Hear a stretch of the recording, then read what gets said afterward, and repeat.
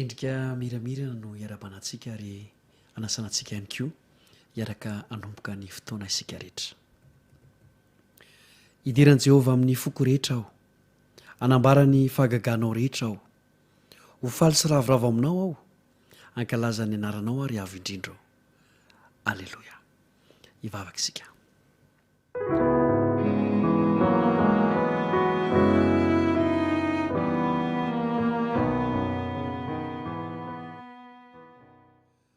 Rainay io izay ny an-danitra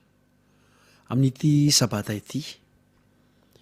dia tena faly izahay miantso ny anaranao satria tsapanay ary inonay fa tena tsy lavitra nay ianao, ary izany indrindra no tsy salasalanay miantso ny anaranao amin'ity andro ity, amin'izao tolakandro izao. Apetraka eo am-pelantananao indray ary ny fandaharam-potoana amin'izao tolakandro izao, mba hatsapahanay ny fitiavanao, mba hatsapahanay ny fifaliana miaraka aminao, ho fenonao ny fahasoavanao ny izahay, ka dia ho fitahiana ho anay mandrakariva ny fanarahana ny fandaharam-potoana toy izao. Amin'ny anaran'i Jesosy no angatanay izany mivavaka izany. Amen.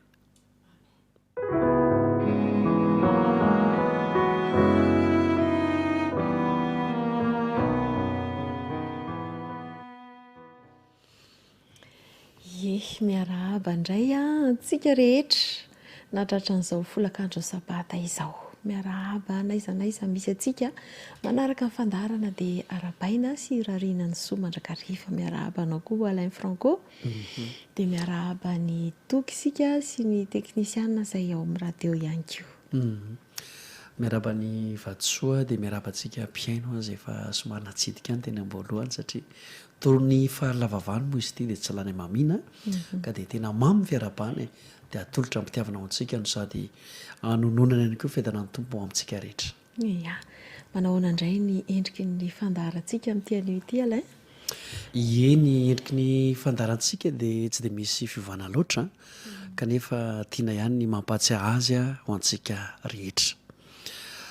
Manana dokotera indray isika amin'izao sabata tolakandro izao dia tsy iza fa ny dokotera Tojo Rakotomanga.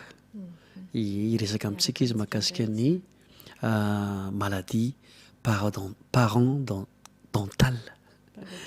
Resaka ativava any, resaka ativava izy io momba ny rehetrarehetra iny. Tsy metimety ao anatin'ny ativava. Zay ny rahantsika amin'ny dokotera Tojo. Dia nisy koa Alain fanontaniana tamin'izay fotoan'izay izay tsy nanana fotoana mihitsy isika nahafahana namaly an'ilay izy dia mety afaka mba mamaly an'izay koa izy mba ame fahafapo antsika teo amin'izay fanontaniana nangidikidiky antsika nakasika an'ilay momba ny ativava izay. Satria moa ny dokotera Tojo dia anisan'ny manampahaizana manokana izay ativava izay. Ya.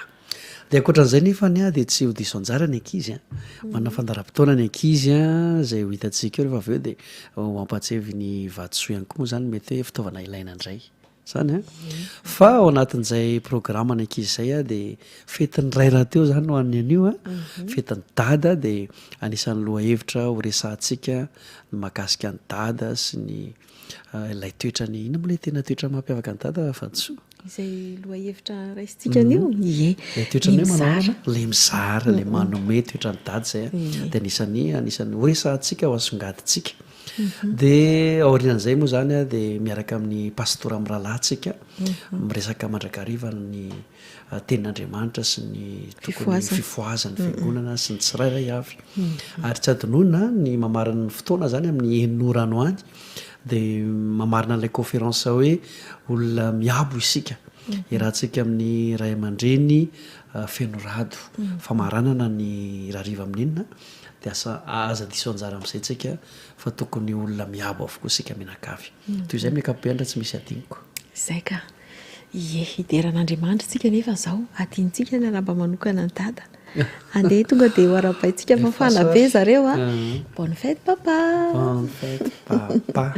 arabaina daholo zany ny ray mpianakaviana rehetra amin'izao fety atsarovana manokana n'izy ireo zao.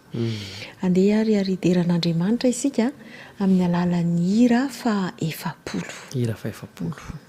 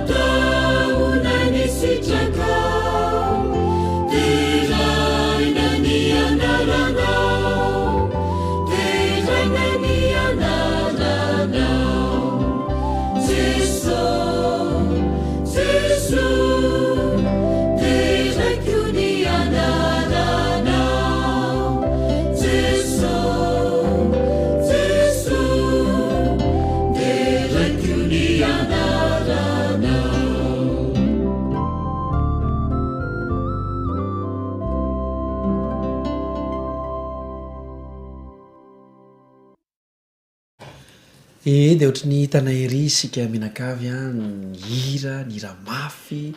nanandra-peona ny kely na ny lehibe misaotra raiky izy misaotrantsika rehetra misaotra ny dadako misaotra ny dada satria fetin'ny ray toy izao tokoa dia tokony hoe ny dada tena mira mafy a dia efa manina ary dada ny mira fiderana mafy dia mba fête de père androany bon fête aloha dada bonne fête dada efatra marainy izay fiaraban'izay dia mitoy izao a dia mbola mitoy raha mpitso fa mialoha indrindra ny androny dokotera Tojo Rakotomanga vatsoa dia andeha ho tansaitsika vetivety ny fitaovana ilaina ankizy rehefa avy eo a afahantsika manamboatra zavatra ho any dada eza indrindra rakizy a anolotra ho an-dady tsika hizara ho an-dady dia manomana zany tsika papier chemise tsy voatery hoe anankiray feno ngezabe fa na atsasany ary dia mety dia manomana tsika taratasy fotsy dia taratasy miloko rairay avy zany ireo dia toy ny mahazatra antsika ny fitsipika, ny hety, ny lakaoly zay zany no ampiasaintsika dia ny fanoratana tadidinareo ve ny mahazatra zany efa ananantsika eo foana iny fa ny papier chemise taratasy fotsy ray dia taratasy miloko anankiray ireo zany no alaintsika vetivety dia tsy mety zany le hoe za tsy manana hety fa lame tsika zany tsy mampiasa lame satria manimba zavatra sady mety handratra ireny lame ireny daoko vonimbolina ary tsika raka izy ny amin'izay fa efa vonina ihany koa raha teo ny dokoteratsika ny dokotera tojo rakotomanga iresaka amintsika mahakasika ny maladie parodontale dia asaintsika vetrany izy androso mandroso tompoko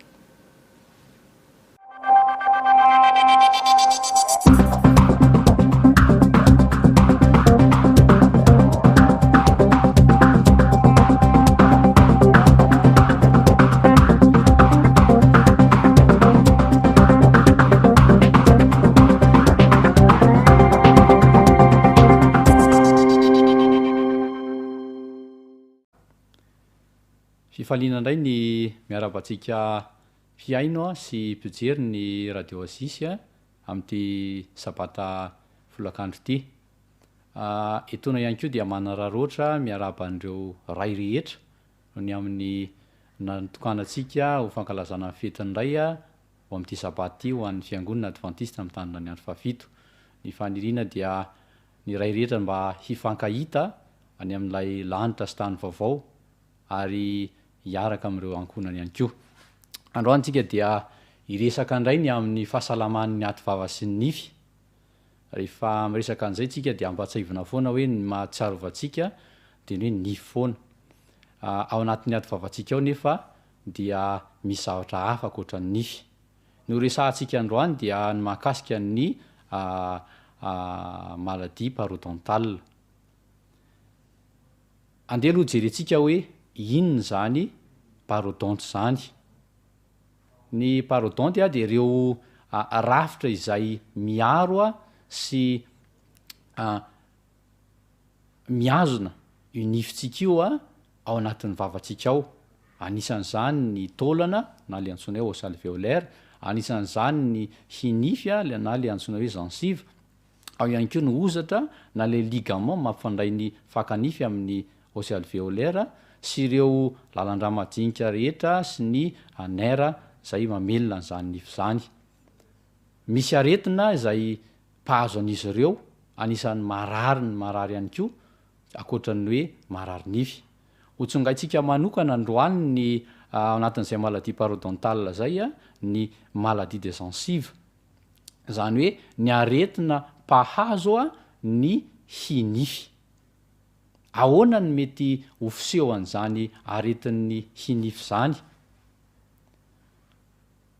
tsy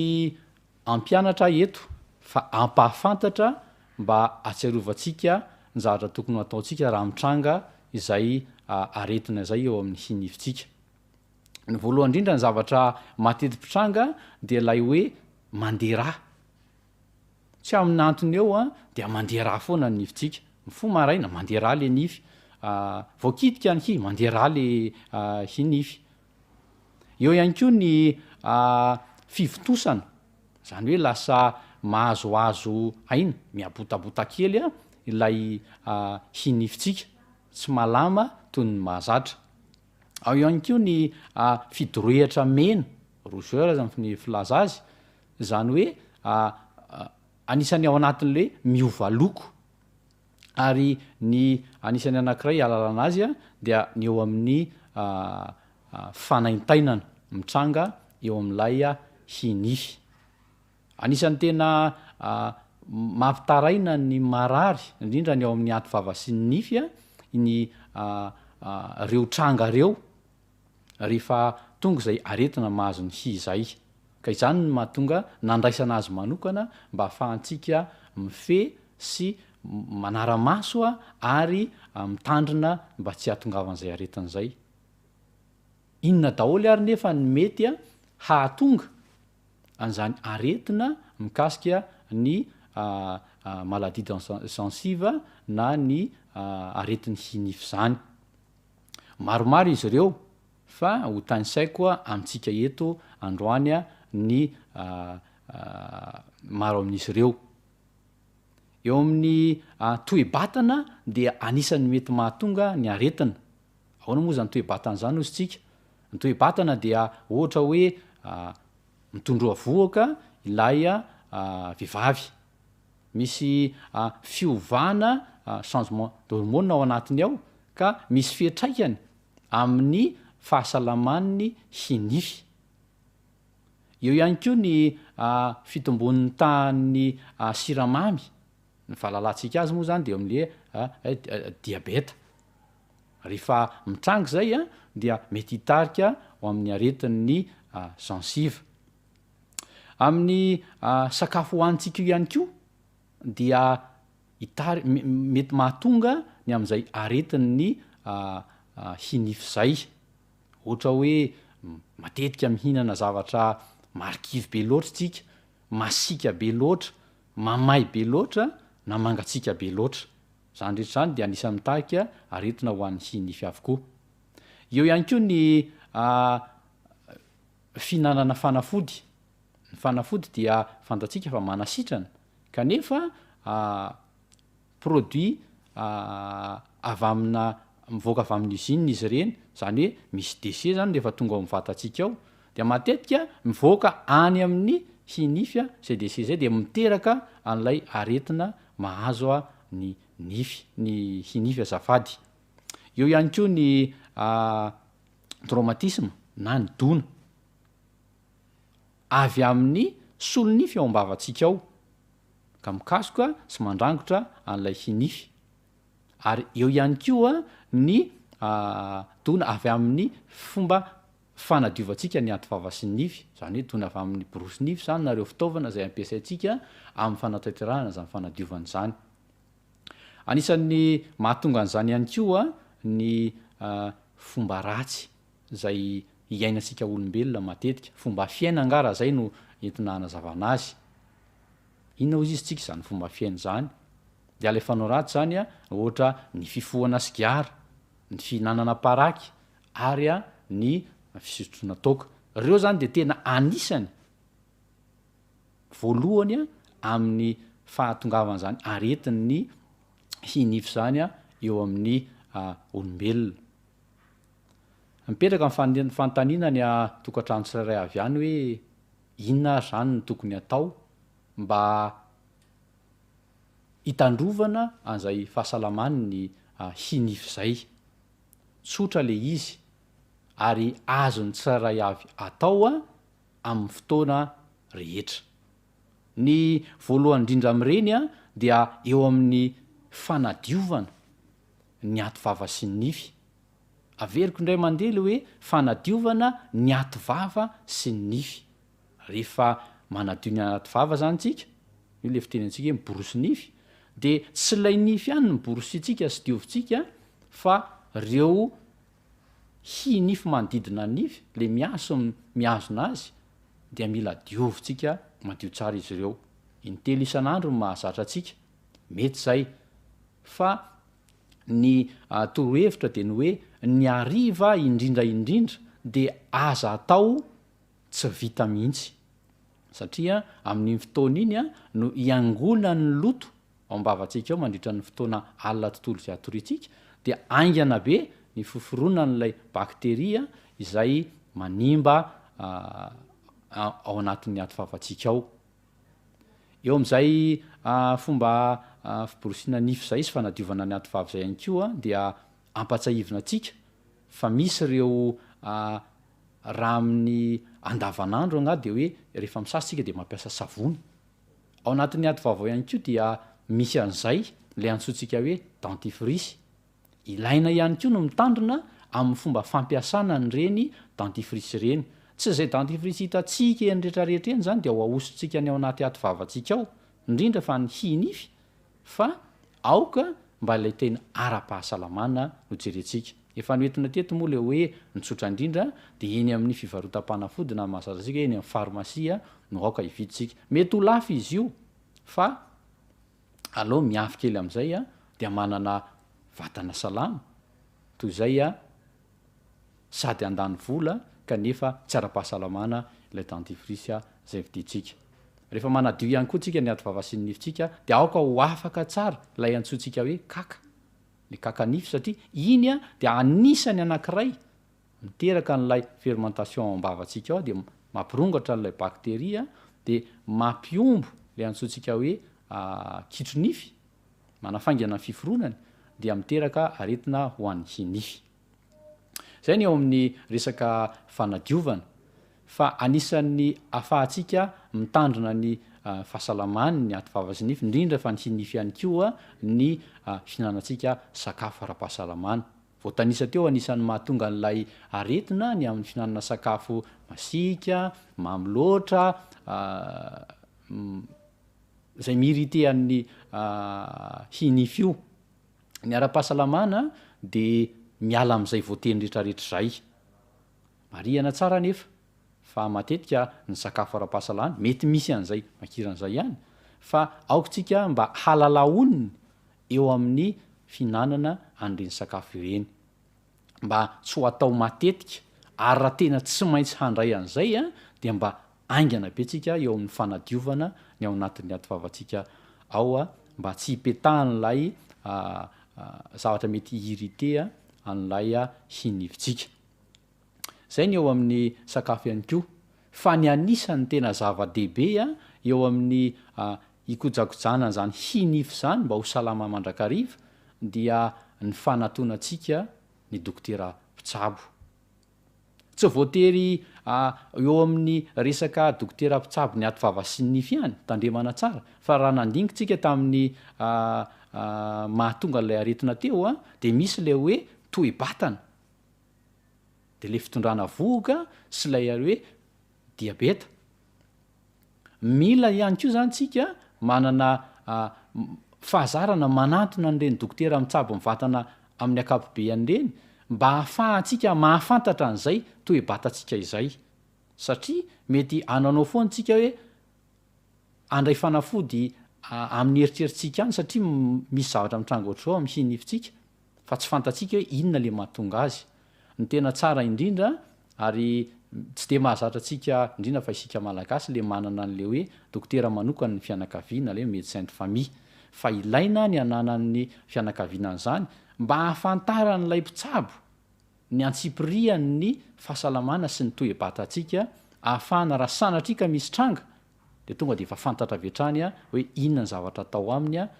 satria ity ny zavatra mahazo azy fa tsy rehefa misy ny tranga zay vao de na ianao zay marary ary tsy mahafantatra koa hoe inona no teneniko amin'ilay mpitsabo amin'ny zavatra mahazo de lasa mampanao andreo analizy maro be ny dokotera zay vao tena fantatra tanteraka inona mahazo azy de ny zavatra tenentsika matetika teny hoe mandany vola be makao amin'le dokotera kanefa zany zavatra zany dia natao mba hafantarana tsara ny toe-batan'ny tsirairay avy fa raha manana zay fahazarana manatona mpitsabo matetika zay dia tsy isy zay fandaniam-bola zay satria efa fantatra ny dokotera hoe raha koto ty tonga eto amiko ty zao ny zavatra mahazo anazy efa fantatro de tonga de ty le tranga amseho noho ity zavatra ty dia omeny atsika avy hatrany ny resaka fanafody na ny zavatra tokony atao mba hialana amin'ilay aretina. Zay ny amin'ny mpitsabo amin'ny akapobeany fa eo amin'le mpitsabo ny aty vava sy ny nify indray dia farafaratsiny ho mba tokony anatona mpitsabo ny aty vava sy nify indray mandeha isaky nenim-bolana zany hoe ao anatin'ny taona ray zany de tokony indroa isika manatona dokotera mpitsabo ny aty vava sy ny nify. Azo atao ihany koa azo ekena raha indray mandeha isa-taona zany moa dia fantatra ny na fomba fiainatsika indrindra fa eto Madagasikara dia azo atao ny manatanteraka an'izay fa tokony mba ho atao le izy ao anatin'izay herintaona zay. Inona ny antony? Mba hafantarana mialoha ny zavatra misy ao ambavan'ilay marary ka ahafantarana mialoha ihany koa sy hanomezana azy mialoha ny fanafody ary indrindraindrindra nytoro-hevitra alohan'ny idiran'ny fanafody a mba hitazomana an'lay fahasalaman'ny ativava ary indrindraindrindra ny hinify. Eo am'izay mahatonga ny aretin'ny hy izay ihany koa dia anisan'ny andresena lahatra atsika ny amin'ny tokony hanantonana ny dokotera mpitsabo ny ativava sy ny nify indray mandeha isa nenim-bolana na farafaratsy ny indray mandeha isa-taona ny amin'ilay resaka hoe fanalana ny kitronify. Anisan'ny mahatonga sy tena mitarika ho amin'ny tsy fahasalaman'ny hinify a ny fisino kitronify io. Niko tsy nylazainy zay tery aloha satria tiako ibahana kokoa amin'ity le hoe fisorohana sy ny amin'ny hoe tokony anatina dokotera ny am'izay kitronify zay. Matetika mantsy io kitronify io dia mitady vahaolana antsika any atokantrano tsirairay avy sika ny amin'ny hoe misy mipetraka mihitsy moa fantaniana teto tamin'ny fotoana hoe misy fomba natoraly ve a ahafahana manala an'io kitronify io. De ny valiny teto moa zany de hoe tsy misy fa tsy maintsy manatona dokotera sika satria io zavatra io de zavatra miforona ao am-bavantsika ao amin'ny alalan'ny singa avao amin'ny rora sy ireo bakteria ao anatin'ny vavantsika mitambatra de miteraka plaky manarona ny fotonifitsika de manimba manome an'izay tsy fahasalamany ny hinify zay. Antiana tongavana zany de hoe tsy maintsy manatona dokotera tsika mba hanala an'izay kitronify zay de antsona amin'ny filazana azy siantifika sy amin'ny asa moa zany de le hoe la détartrage. Tsy maintsy manala an'io any amin'ny dokotera sika fa ny azo ataontsika any an-trano dia manadio tsara ny ativava sy ny nify mba tsy hahafaingana ny fiforonana zany kitronify zany ao anatin'ny ativava sy ny nifitsika. Ny any an-tanany atsika zany dia ny hoe aokotsika tsy hanana eritreritra. Misy namana anankiray zay mpanao gazety de anteny tamina dokotera namana hoe maninona ny tsy atoronareo ny fomba hitsaboana na ny fanafody fa tsy maintsy terenareo anatinanareo ny olona satria ve tianareo handovolany aminareo foana. Ry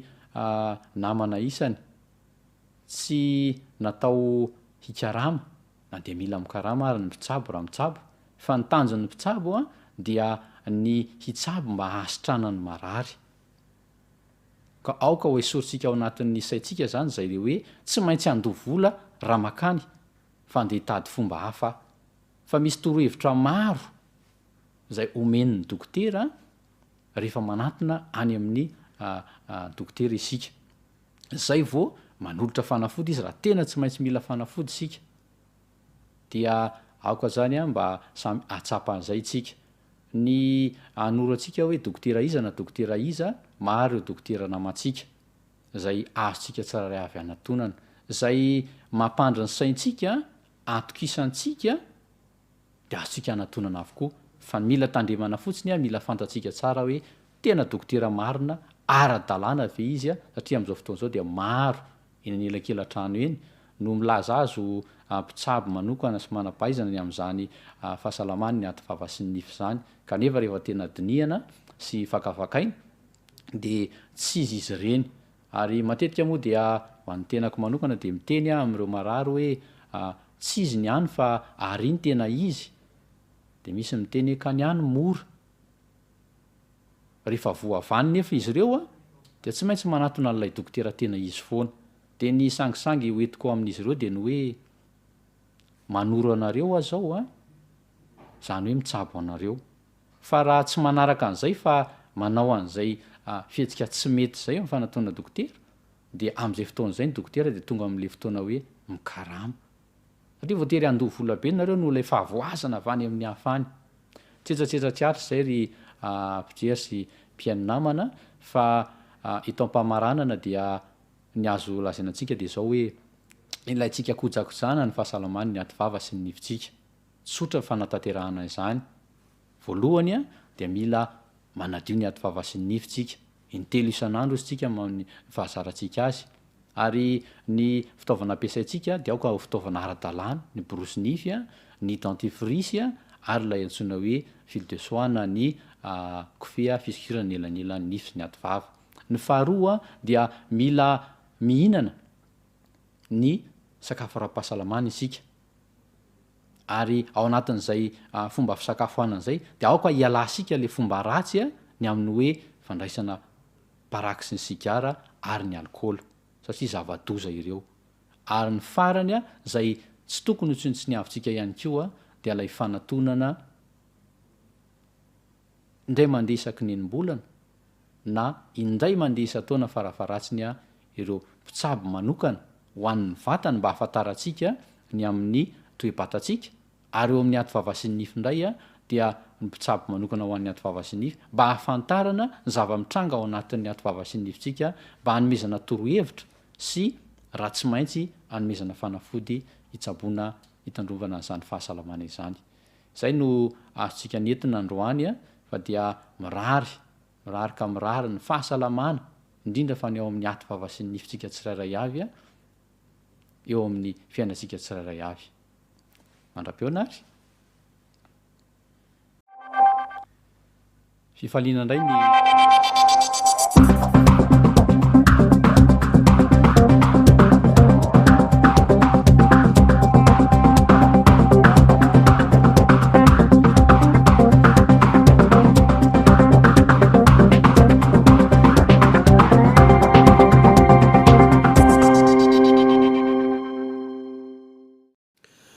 de isaorantsika ny dokotera satria tena zava-dehibe ny resaka zay netiny teo mahakasika ny aty vava sy ny nify rehetrarehetra. Ie, tonga de hiditra ny fandaharana manaraka isika de ny fandaharan'ny ankizy. Ao anatin'izay fandaharan'ny ankizy zay de aotsika no miresaka mahakasika ny dada, miaraba ny dada manokana iresadresaka, loha hevitra anankiray izay mahakasika ny dada ihany koa. De mialohan'izay rankizy toy mahazatra de andaontsika hiarahira re, oramamy avitra zay.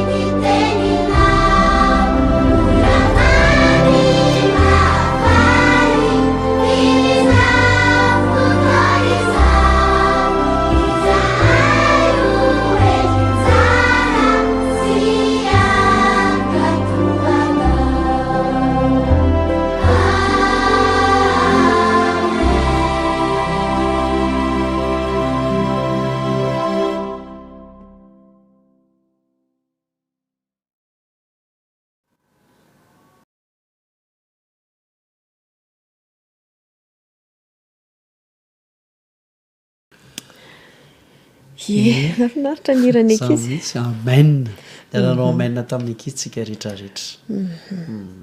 Kidirantsika avy hatrany loha hevitra ary ho an'ny anio miaraka amin'ny ankizy, eo ihany koa dada andao iresadresaka tsika ary. Ie, ho rankizy io, fantatra tsara ve dada? Tianareo dada?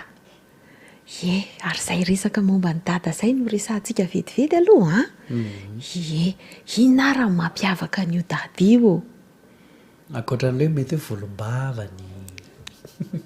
Inona tena itiavanareo any dada? Asa re, inona ary? Dada de mikarakara ie, mitsikitsiky mandrakariva izy. Ary dada de miresaka teny mamy amin'ny zanany matetika. Sa Za mihitsy ny tokony izy. De izy ihany koa tena miaro ny zanany. Ie. Satria zany anisany matanjaka indrindra ao an-trano. Dada matanjaka. Ie. anisan'ny sarotiny ihany koa dada, anisan'ny toetra tsara zay kanefany mba tsy kastanana be loatra lekizy anjary lasa eritreritra mantsy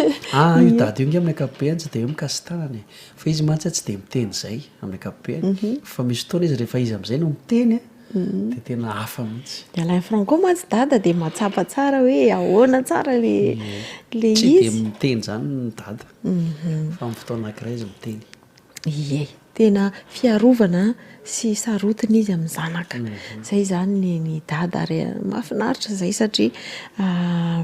anisan'ny toetra zay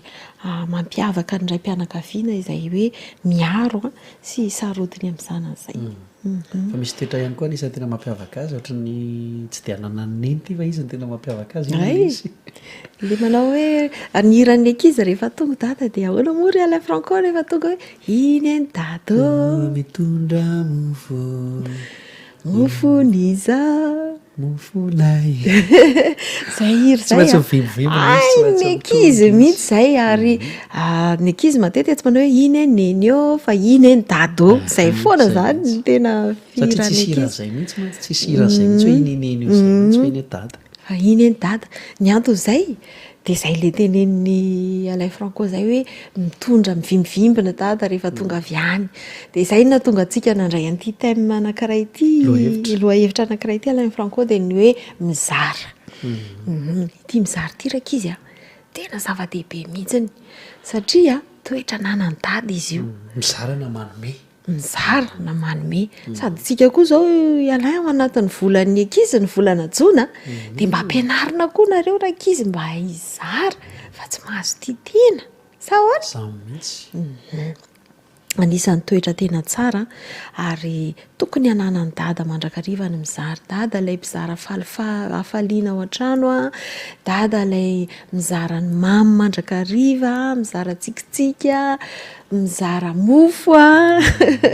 mitondra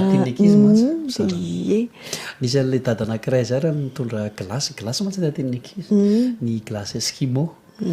de ay tsy hain'lay izy ty dada tany ambanivohitra de tsy hainy hoe io eskimo io ange rehefa hitany elaela de mitsonky de hazo kely de hazo kely anankiroa de izy like izy iny ty hazo kely anankiroa ty ry dada na eskimo nge izy zany tena mitondra izy de manome de sotroina zany hoe sa very daholo de teo le hazo kely anankiroa de haikely izy mitsonky atao anisan'ny zavatra mahafinaritra ataony dada izay de andeha resahantsika inona ny tena tombontsoa azo amin'ity mizara ity ny baiboly aloha zany dia miteny sy manambara izy mahakasika ny hoe mizara sy ny hoe manome satria na ny mizara na manome dia anisan'ny toetran'Andriamanitra izy io dia tokosy anankiray efa entsika izy ity fa anisan'ny isytonantsika lesona zany ao amin'ny Korinthiana faharoa toko faha 7:7 Korinthiana faharoa toko faha 7:7 dia toy izao voalaza aminaran'i Jesosy hoe aoka ny olona rehetra samy hanao arak'izay nin'ny fony avy tsy amina lahelo na amin'ny faneriterena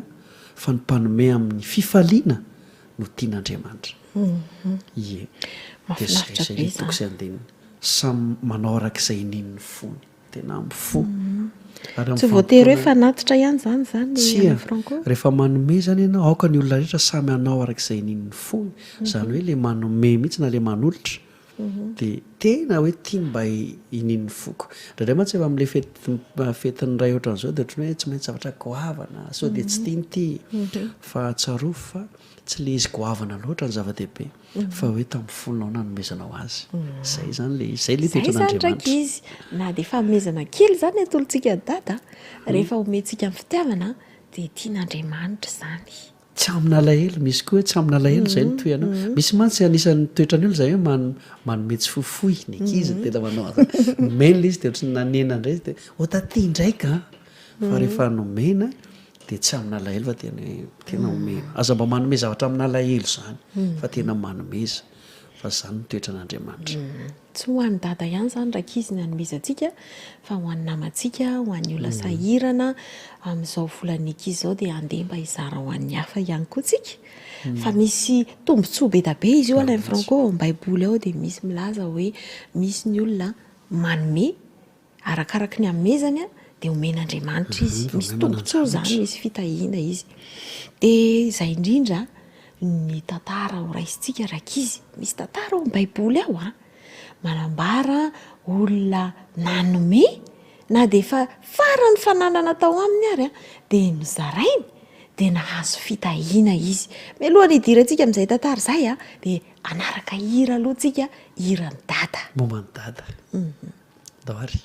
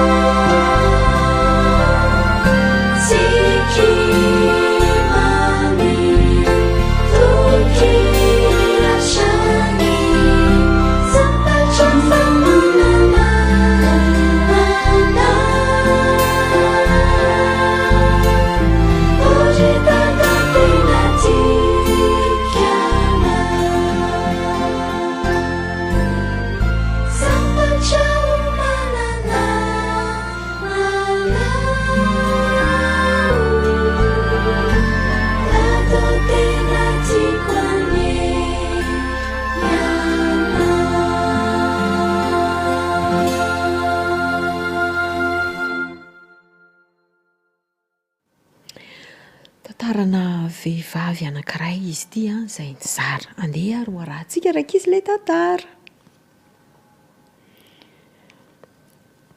Eli dia mpaminanan'i Jehova izy a no mampita ny hafatra avy amin'i Jehova ho an'ny olona. Iaba indray a dia mpanjakan'i Israely. Izy io dia tena ratsy fanahy ary anisan'izay mpanjaka ratsy teo amin'ny Israely. Nireo asa sy toetra ratsy nataony a dia tezitra tamin'ny Andriamanitra. Indray andro a dia tonga teo amin'ny Ahaba mpanjaka Eli dia nilaza hoe izaho dia mpaminan'ilay Andriamanitra Israely a, izy no naniraka aho aty aminao.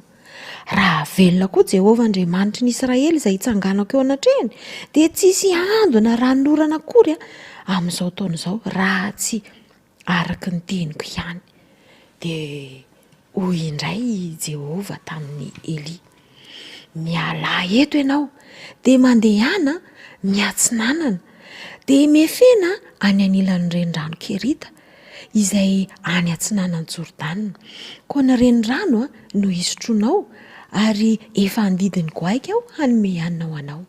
Dia nataon'ny Elia izay nolazain'i Jehovah. Ny renirano no nisotrony ary ny goaika nanatitra sakafo azy maraina sy hariva. Satria moa tsy nisy orana intsony dia ritra tanteraka ilay renirano. Dia niteny tamin'ny Elia indray Jehovah dia nanao hoe: mandehana indray any Zarefata ary mitoera any fa efa misy vehivavy mpitondra tena any izay nitendreko amelona anao. Dia lasa nakany Zarefata Elia. Rehefa tonga teo an-tanàna izy dia nahita vehivavy nitsipina azy teo. Dia niantso azy Elia dia nanao hoe: azafady indrindra re mba hangalao rano hosotroko. Fa rehefa lasa ilay vehivavy haka-rano dia nantsoiny Elia indray hoe: azafady re mba hitondray mofo koa ao amiko. Fa hoy raha vehivavy: raha velona koa Jehovah Andriamanitrao, tsy manana mofo intsony fa koba kely eran'ny tanana ila ao anatin'ny fitoerany sy menaka kely amin'ny tavoahangy. Ary jereo nge maka tapakazo roa zao ka hiditra namboatran'ireo ho annay mianaka dia ho faty zay. Fa hoy Elia tamin'ny raha vehivavy: aza matahotra fa mandehana ary mandehana ny trano dia manaova mofo arak'izay nolazainao izany ka anaovy aloha dia avy eo manaova ho anao sy ny zanakao. Fa izao nolazain'i Jehovah: tsy ho lany ny koba ao amin'ny fitoerany ary tsy ho ritra ny menaka ao amin'ny tavoahangy mandra-piavin'ny andro andatsahan'i Jehovah ranorana amin'ny tany. Dia lasa raha vehivavy nanao arak'izay tenin'ny Elia ary dia nanana haniko hohanina nandritra ny fotoana ela ry zareo. Dia ilay vehivavy sy ny zanany ary Elia nefa tsy lany ny koba ary tsy ritra ny menaka araka ny tenin'i Jehovah izay nampilazainy an'ny Elia. Zay le tantara Alain Franco. Nafinaritra fa Andriamanitra zany dia efa nanendry an'ilay vehivavy hoe hanampy an'i Elia, fa izy fotsiny nanapa-kevitra hoe hamme sa tsy hamme.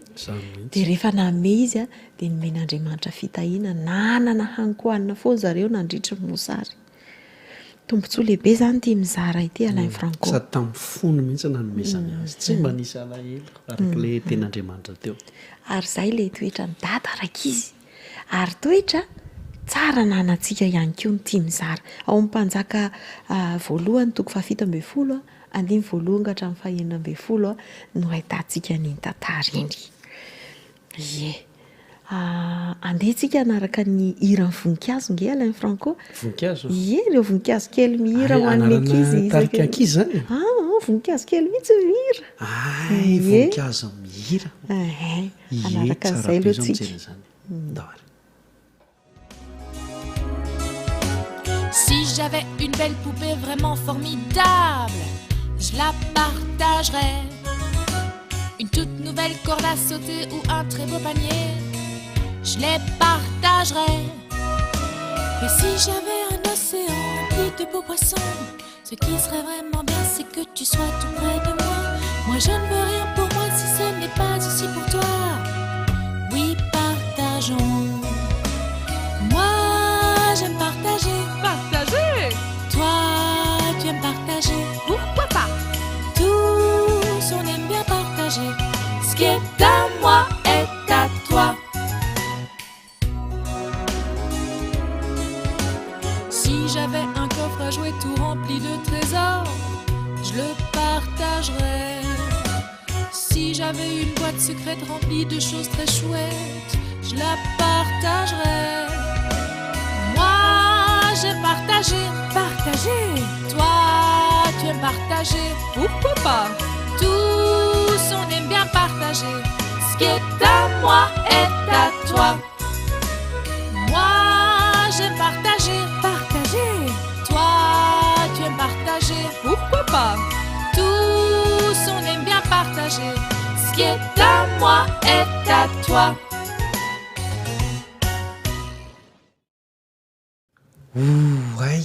Ay ve voninkazo mahay mihiry sady mahafinaritra zareo hira mahakasika an'le mizara sy hoe andeo mba hizara aoka tsy ho ambakany voninkazo ny ankizy a fa raha misy koa zany ny ankizy tia mihira de tsika mpijery tsika mpiaino ny radio Oasis ihany koa de rehefa mihira ihany de manaova ihany koa hira ho an'ny dada zay ie toizatsika indray arany toizatsika fotoana efa vonimbolina raha teo vatsoa efa misy labozia efa misy penina efa misy colle efa misy bokotra fa ina le ataotsika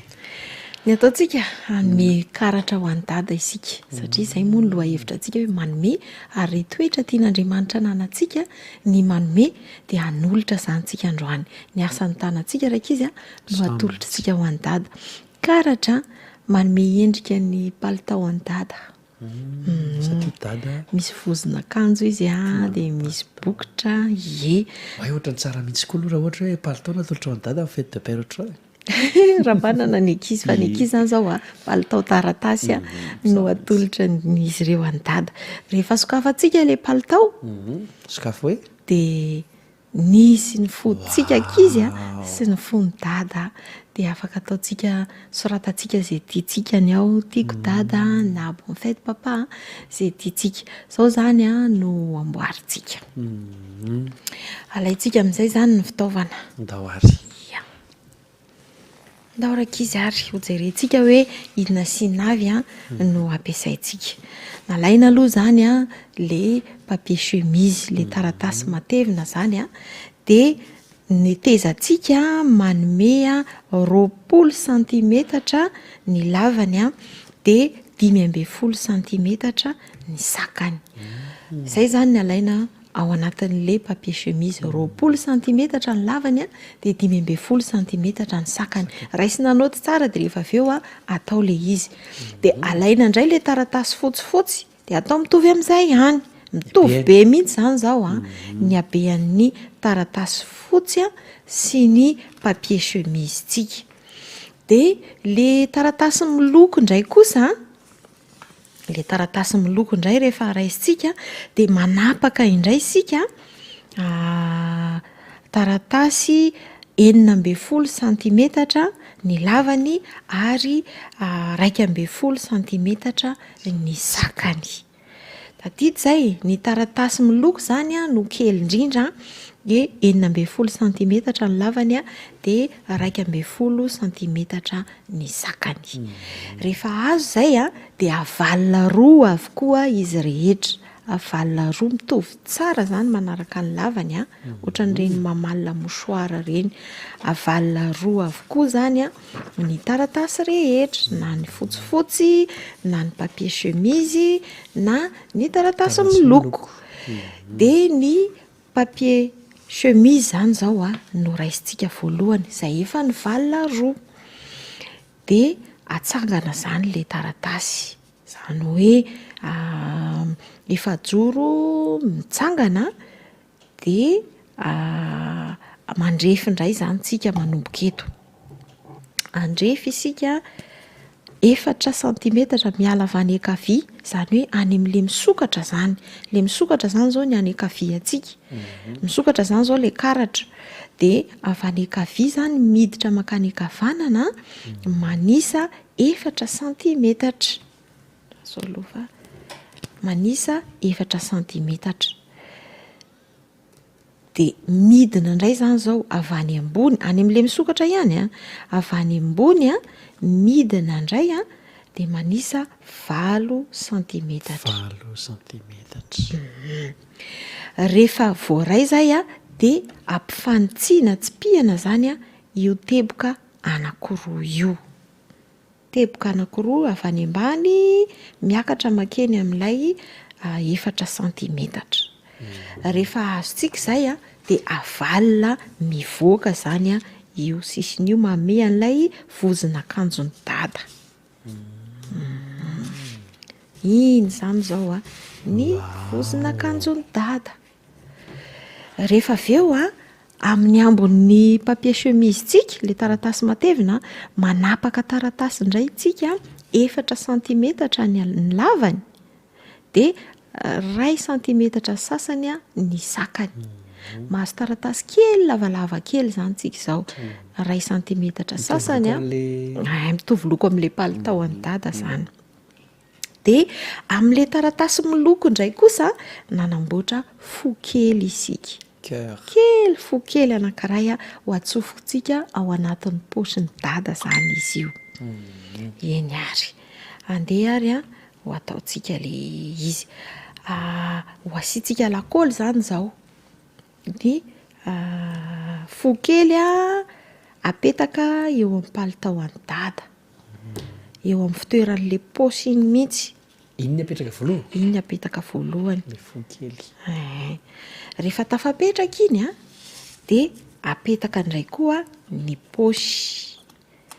le paosy palitao zany apetaka eo ambon'le fo kely de lasa ohatra ny hoe ao anatin'le paosy zany zao le fo kely sarona be ie de satria moa zany le izy palitao de tsy miavaka tsara fa andeha asiantsika zaitra zany zairina mihitsy de tsy hoe maka kifesy fanjaitra tsika raka izy fa maka feutre zany na stylo miloko hafa mihitsiny amin'ilay palitao any dada de asiantsika tsipitsipika zaitra manodidina ny vozona akanjo sy ny paosy zay le vozona akanjo mivalina mivoaka iny zany asiantsika tsipika zaitra ohatranao zany tsipika zaitra zany atao de asehotsika le izy avy eo amin'ny vozony ambany indrindriny mihitsy zany ny anazy zany zao tsy hitanareo le izy raha vao tsy fotsifotsy de voatery nampiasa blanco zany ny ampiasaiko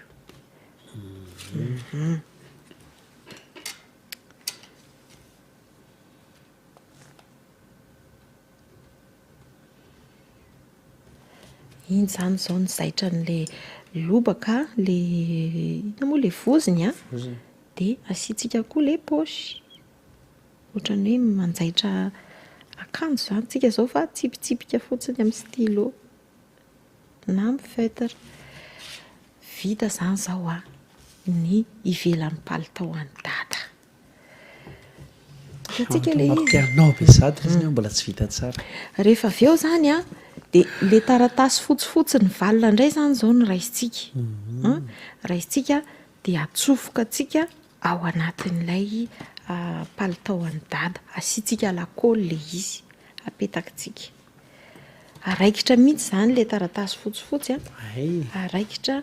amin'ny le fihinana boatra mihitsy afaka atao hoe le palitao zany no asiantsika lakôly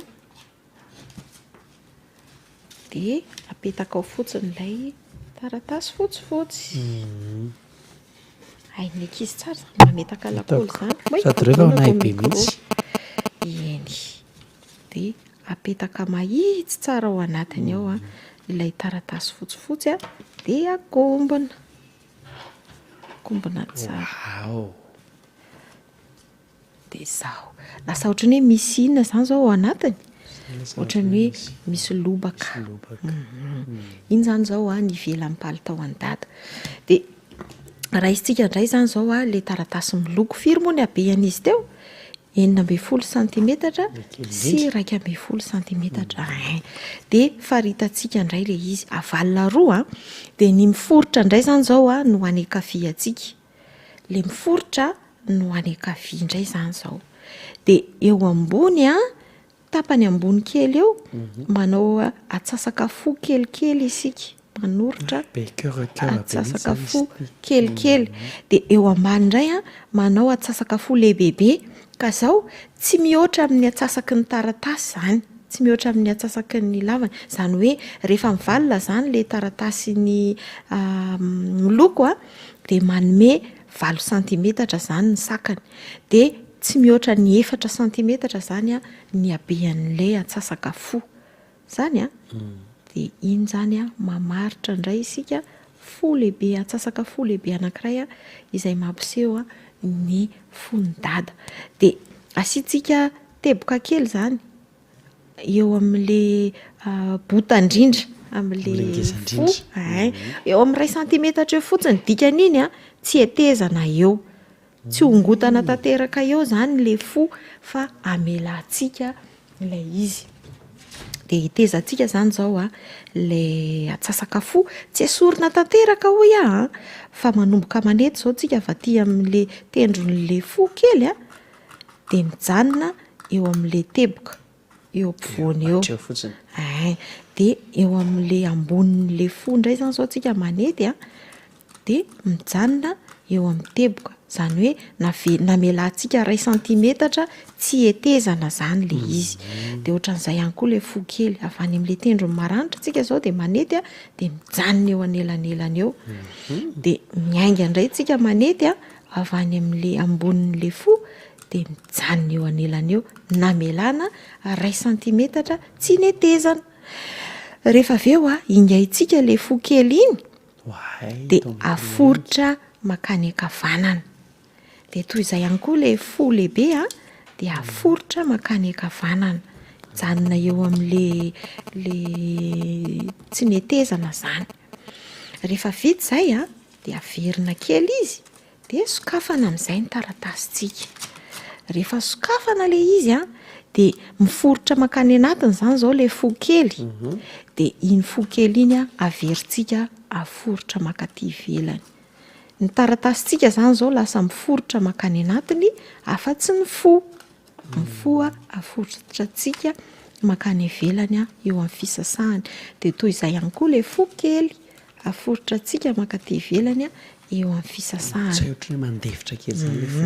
de rehefa akombona zany le izy a de tsy mitovy zany le fiforetana ny taratasy a miforitra makany anatiny a fa ny fo kosa miforitra makaty ivelany de apetakitsika ao anatin'ilay karatra indray a iny asitsika lakaoly indray zany zao le fo kely le taratasy miloko asitsika lakaoly ny ambadika sy ambadika apetakitsika aloha zany iny atao ampovoany tsara ny fo kely zany zao tsy miraikitra eo a de asiana koa ny atao ambadika efa vita sahady zany zao ny karatra ho an'ny dada zay izy de vita manoratra sisitsika azadino a fa mizara sy manome zay zany zao no nampianarina antsika androany manome a de mizara akombonao a ilay taratasy vita ny fanomezana ho an'ny dada aloha de mbola asiana bokotra amin'ny palitao fa rehefa sokafana zany zao a ny karatritsika de hita eo zany a misy fo kely anankiroa de raha manantsika zany zao de manomana bokotra kely anankiroa asiantsika bokotra ny palitao an'ny dada de izay ny ilayntsika an'le labisy le lakaoly efa mahazatra antsika mangatsika ny andro ka izay ny tena ahafantarana hoe palitao le izy de asiana lakaoly kely oy saika lasa tany akafa le izy alain zay de mibokotra faharoa asiantsika lakaoly a de apetakitsika zao iny palitao any dada ny ataontsika zany zao sisa de anoratra inona no soratantsika andeha ataontsika bonne fête papa koa Alain Franco sa inona ny ataontsika eo atao bonne fête papa satria izay tsy inona ny samy manoratra an'izay tiatsika zany rakizy fête bonne fête papa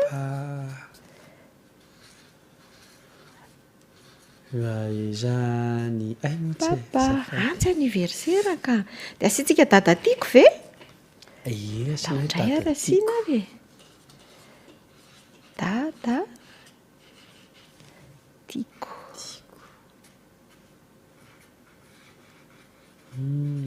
mampitenaboatra de azontsika asiana sarisary kely ohatra hoe asiana fo kely tao be asiana fo kely tena mety asina fleur kely zay tetsika ny ankizy mahay manaingo vita nykaratra hoanydada ty zany zao zay io zany zao le izy rehefa sokafana dia rehefa akombona iny palitao tsy mahagaga fa izao palitao andady zao zay zany a ny fanomezana tolotra atsika ho any dada dia Alain Franco tsy izay ihany ny fanomezana tolotra atsika fa ianao manana fanomezana ho any dada andeha ary ho amafisitsika ny fanolorana zavatsoa any dady ity misy tononkalo anankiray a mitondra lohateny hoe fetin'ny ray atolotra ampitiavana ho an'ny dada rehetra fetin'ny ray i dada tsy hitovy amin'iny raha eo amin'ny fomba fiteny tsy mahay mampiantany zanaka kanefa mitsinjo taranaka ny azy hafa ny fomba fijery raha mibaiko to maneritery somary masika amin'ny zanaka kanefa mitsinjo taranaka tonga ary ny fetin'ny ray ka izao no niriny hatr'izay fanomezana tiany ho hita dia ny zanany maro tafita ho an'ny dada nandositra didy ny hiarany tena mangidy miverena jereo ny zanaka dia mahaiza mitsinjo taranaka mbola tsisy nahazo grady tamin'ny fandaozana vady indrindra raha misy ny zanaka koa mivereny mitsinjo taranaka misaotra amin'ny fanomezana avy amin'ny zanaka sy ny taolatehezana ka na ineny aza no tena mamy i dada tsy ambakan'izany nosoratany dada Lucien. Mahafinaritra zany tononkalo zany andeha tokoa hitsinjo taranaka ry dada ie zay indray ara ny fandarana antsika i Alain Franco inoko fa falifaly daholo ny ankizy hanolotra ho any dada sa ahoana Alain Franco tena ataovy ampitiavana mihitsy dia mbola misy toy an'ilay ten'Andriamanitra atao amin'ny koritany hoe tsy amiteritery zany hoe tsy tokony misy hoe manery anao zany fa tena fitiavana mihitsy manosika anao hanolotra eny ary zay indray arany fa hiditra amin'ny fandarana manaraka tsika anaraka hira aloha sika ao anatin'ity hira fetin'ny dada ity a dia alefatsika ao koa i Alain Franco reo asa tanana ankizy vitany zareo a dia aorianan'izay a dia hiditra amin'ny fandarana izay hoentin'ny pasteur isika dia inona tiso teo dia ataovy tsara ihany koa ilay palitao ny dada teo a dia alefatsika manaraka indray ny sary zay indrehetra eny ary rahasoa davaly rahasoa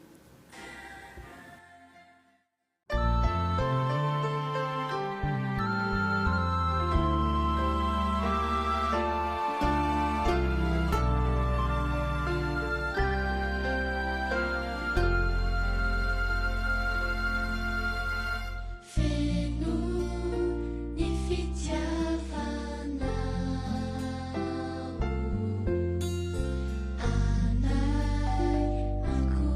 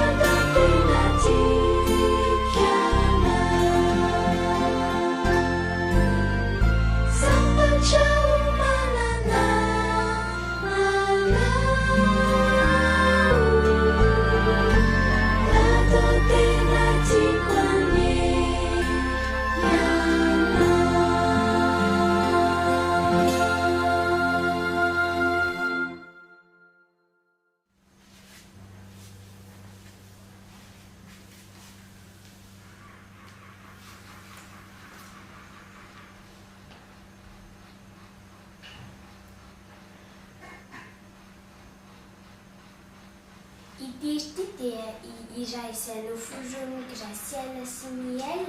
izay atolotra eo amin'ny papakiny sy ny dada rehetra koa rao am-pifaliana ry ty izy ty. Tinenao ry dada malala, la olo tokona tsy manajahala. Ny vitanao tsy voatanisa fa toy ny fasika sy ny kintana alokizy. Papa ho tsy ho voavaliko raha mbola eto tany. Ny fitiavanao ny herim-ponao izay mamy tena mamy. Koa ho ela velona ne ianao efa mitatana amin'izay mba hahatonga antsika rehetra ho anavirana mandrakizay.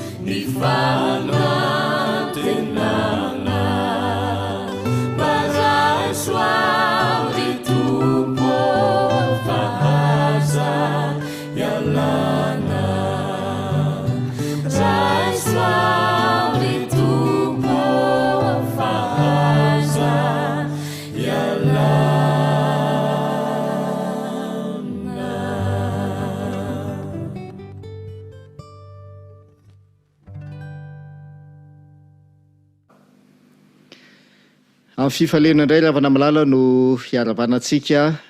tratry ny sabata ary ihany koa afaka mbola manohy ny fandiniana ny ten'Andriamanitra sika mifantoka amin'ny loha hevitra ny fifoazana ny eraka ny faminaniana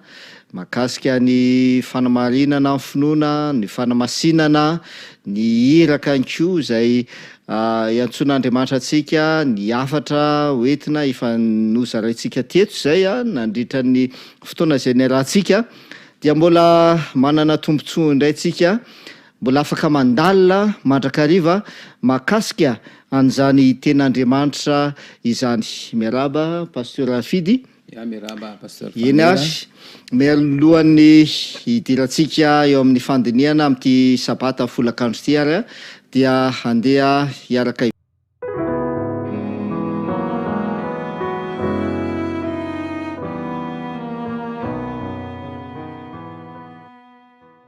Andriamanitra raina izay ny an-danitro misaotra anao zay no ny tombontsoa izay menao nay mandrakariva mbola omenao sabata fitsaharana zay enao ny tompon'ny sabata kanefa noho ny fitiavanao sy ny famindramponao dia omenao anay zany sabata izany mba ahafanay koa mitsahatra miaraka aminao. Misaotra indrindra ary misaotra koa raha mbola afaka anokana fotoana handinika ny teninao zay fahamarinana ny teninao zay ahafantaranay ny asa zay ataon'i Jesosy Kristy any an-danitra ankehitriny dia fanamarinana sy fanamasinana dia sokafy ny fonay sy ny sainay amin'ny alalan'ny fanainao masina mba azahoanay tsara sy afantaranay tokoa mahakasika izany fanamarinana sy fanamasinana zay ataon'i Jesosy Kristy eo amin'ny fiainana izany. Mitenena aminay amin'ny anaran'i Jesosy. Amen. Amen.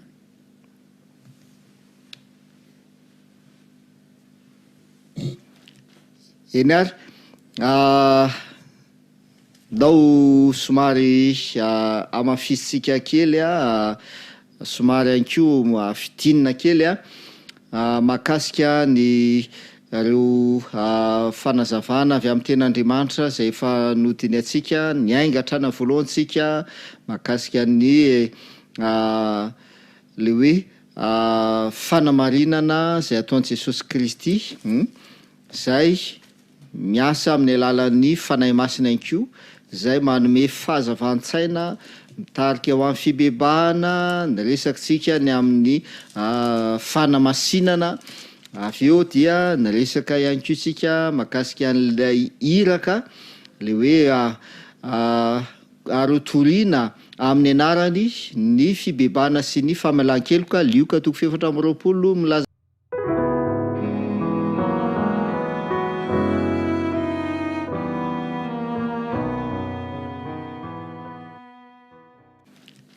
eny ary dao somary amafisitsika kely somary anko fitinina kely mahakasika ny reo fanazavana avy amin'ny ten'Andriamanitra zay efa nodiny atsika ny aingatrana voalohantsika mahakasika ny le hoe fanamarinana zay ataon'i Jesosy Kristy zay miasa amin'ny alalan'ny fanahy masina inko zay manome fahazavan-tsaina mitarika eo amin'ny fibebahana ny resakitsika ny amin'ny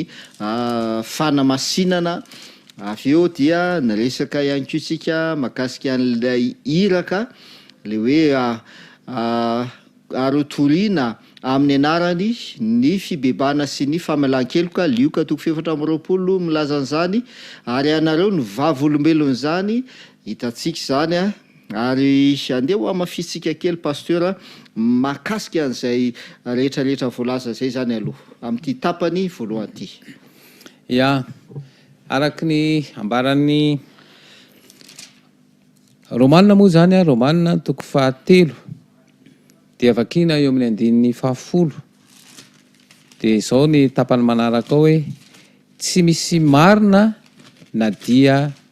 iray akory aza. Ny mpanota izany dia tsy marina fa lay tsy nanana otakory dia tsy iza fa Jesosy Kristy dia afaka manamarina ny mpanota tamin'ny alalan'ny nanekeny osorony amonjy ny mpanota. Tsy misy marina zany ny mpanota na ray ara fa izao kosa mandray ny fanamarinana. Ka io fanamarinana io dia ny voalohany dia isaina ary eo indrindra mila azo tsara. Ny atao hoe isaina dia zao na iza na mpanota iza dia nanaiko faty Jesosy Kristy amonjy ny mpanota. Zany hoe la hoe isaina ho an'ny mpanota izany dia ahatonga ny mpanota anana zo ary zo io ahafahany ahazo ny famonjena. Noho izany ity fanamarinan'ny mpanota ity zany dia mila ekeny sy raisiny zany zay. Ary rehefa mandray an'izay izy dia mila miroso midingan'ny fanamasinana. Ny fanamasinana zany dia fanavaozana mian-dalana ny toetra. Ary io mandritsy ny androm-piainana izy io. Ny lay fanamarinana zany dia omena rehefa tonga eo amin'ny fibebahana marina ny mpanota ka miaiky ny heliny izy dia amarinina. Ary atsony Kristy mba hiroso midingan'ny fanamasinana. Ary zay le angatahantsika isan'andro ny fanahy masina mba ahatonga atsika ho tonga am'izay fahamasinana zay satria ny soratra masina de manambara fa izay tsy masina dia tsy hiditra ny fanjakan'andriamanitra ka ity fahamasinana ity de tsy iny izy io fa resaka toetra mihitsy resaka toetra de eo zany mila azo tsara ny am'izay hoe lay fanamarinana isaina izay ho an'ny rehetra na inanina fahotana izany vitan'ny mpanota anankiray de zao rehefa tonga amy tena fibebahana marina izy a de azo famelan-keloka ary io tsy vitany hoe voavela eloka ihany fa tena ho voakosoka mihitsy ny fahotany ary izay fikosehana fahotany zay a de mbola asa izay tanterahan'ny Kristy ao amin'ny efitra masina irina ankehitriny ka ny atongavana am'ty hoe tena fibebahana marina ity de asan'ny fanahy ihany io a araky nizaka eo amin'ny Jona toko fa 9:25 ary raha tonga izy de ampiaiky izao tontolo zao ny fahotana aloha lay hoe fekena fahotana zany de misy fahatsapana ao anaty fa tsy ho tonga amin'ny fiekena ny fahotana mihitsy raha tsy misy an'izay fahatsapana izay de zay mantsy le hoe mpanota tsy marina fa ny tena zava-doza mantsy a tsy atongavana am'izay de le fanamarina tena ka ny fanamarina tena manamarina amin'ny fahotana ary eo no aoka fantatsika fa raha to zany ka any am'mpanota no mijery de tsy tonga amy tena fibebahana marina fa raha fantoko amin'ny Kristy kosa ny fisainana manontolo zay lay tsy nahalala ota akory nefa tonga ota tonga amonjy ny olombelona de izao ho toritory fo sy angorakoraka ary zay rehetra nahitan'i Jesosy iny ka ny Jona mivantana tamin'i Jesosy dia toritory fo sy nangorakoraka tahaka an'i Davida natsapany fahotany izy de nyresaka amin'izy hoe ny fo torotoro sy ny fo mangorakoraka tsy ataonao tsinotsinona Jehova zany hoe ity fahatsapana ity zany a raha vao tsy tonga amin'io fahatsapana io lay fahatsapana omeloka izay tanterahana amin'ny alalan'ny fibebahana dia ho tonga amin'ny fekekeloka ka ny fekekeloka de tsina fa fanononana amin'ny masom-bovahany ny fahotana io zany tsy atao hoe am'gany hoe mamela ny eloka inona lay izy fa mila tena maninona mihitsy tena tononona ka asan'ny fanany mahatonga an'izay ary zay mahatonga hoe tena zava-dehibe ny fikolokoloana ny tempolin'ny fanamasina re Jesosy de nyteny ianareo dia tempolin'ny fanamasina raha miresaka am'izay izy de tsy inona fa misy fohy be ato amintsika ato iasan'ny fanamasina de fohy be io no ifandraisan'ny Kristy mivantana amintsika ka raha vao miresaka ara-panasana antsika de niretsika iray manontolo mihitsy izy ao amin'ny atontolo ny fohy be noho izany ity fiainana ara-panahy ity zany dia mila kolokoloana lay tempolin'ny fanamasina izay azahoana n'lay fahazavan-tsaina ka le fahazavan-tsaina dia tsy inona fa lay afantarana am'izay ny tsy mety rehetra ary alana am'izay de Kristy no miasa ao anatsika zay hoe izy no miasa na ny fikasana na ny sitrapo atanteraka ny sitrapony noho izany asan'ny Kristy tanteraka zay ary zay ny ilaina hoe mila afantoko amin'ny Kristy araky ny ambaran'ny Hebreo toko 12 mijery an'i Jesosy tompony finoana sy mpanefa azy ary tena zava-dehibe zany ny fampifantohana tanteraka ny fisainana iray manontolo ao amin'ny Jesosy Kristy. Marina mihitsy izay voalaza zay pasteur ny hoe le fanamarinana atsika dia asan'Andriamanitra manontolo ny fanamarinana atsika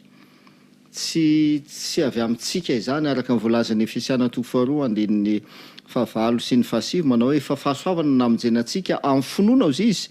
ary tsy avy aminareo zany ozy izy fa fanomezana avy amin'Andriamanitra tsy avy amin'ny asa fa nyrao isy ireare tena asan'Andriamanitra manontolo mihitsy zany ny fanamarinana atsika araka ny voalaza teo hoe efa isaina ho an'ny olona rehetra lay fanamarinana isaina ho an'ny olona rehetra lay fanamarinana fa mila ekeny ary mila raisiny amin'ny alalan'ny finoana lay fanamarinana zay omeny Jesosy Kristy ary efa mandray le fanamarinana izy dia zay le hoe miseho ny fiainana zany dia manapirofo lay fanamarinana zay ny ataony Jesosy, zay nomeny Jesosy Kristy azy.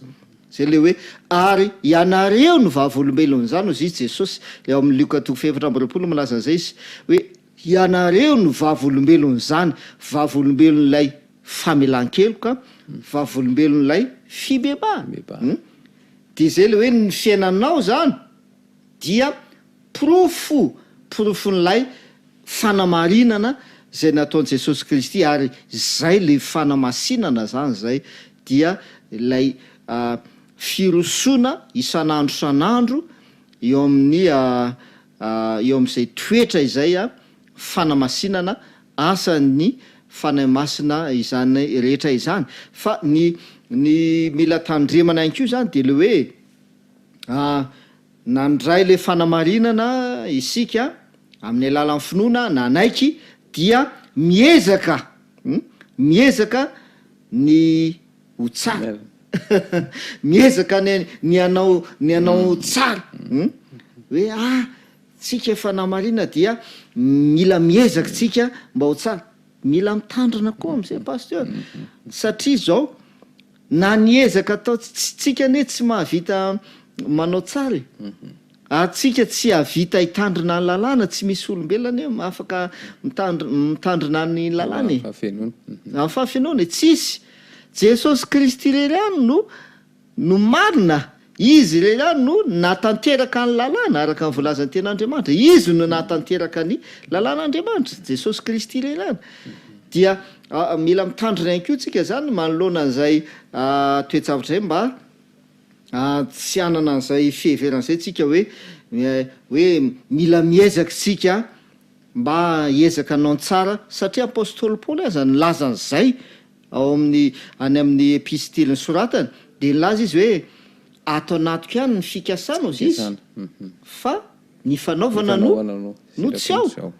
ny fanaovana no tsy ao izy fa fikasana ato anatiko. De milaza izy hoe tsy ny tsara zay sitrako no ataoko ozy izy fa ny ratsy izay tsy sitrako no ataoko. Di mazava be le tena apôstôly Paoly ozy izy fa tsy raha izy zany raha ny tenany tsy havita anao ny tsara zay sitra mihitsy izy. De zay le voalazany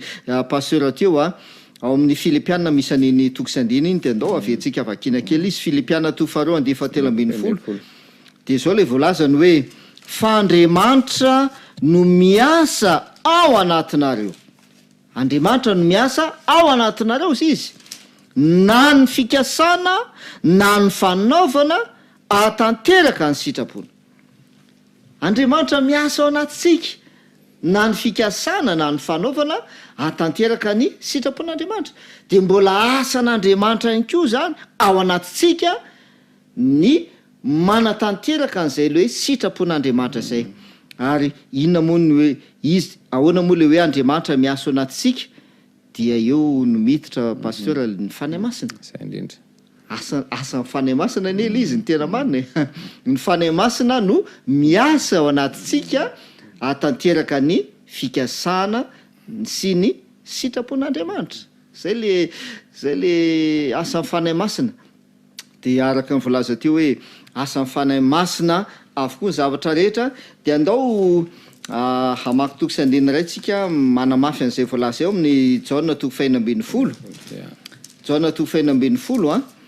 dia vakitsika ny andiny 2:15 azafady. Jona 2:15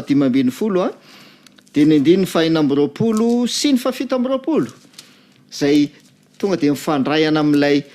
iraka ny io toko sandina io. De zao le voalaza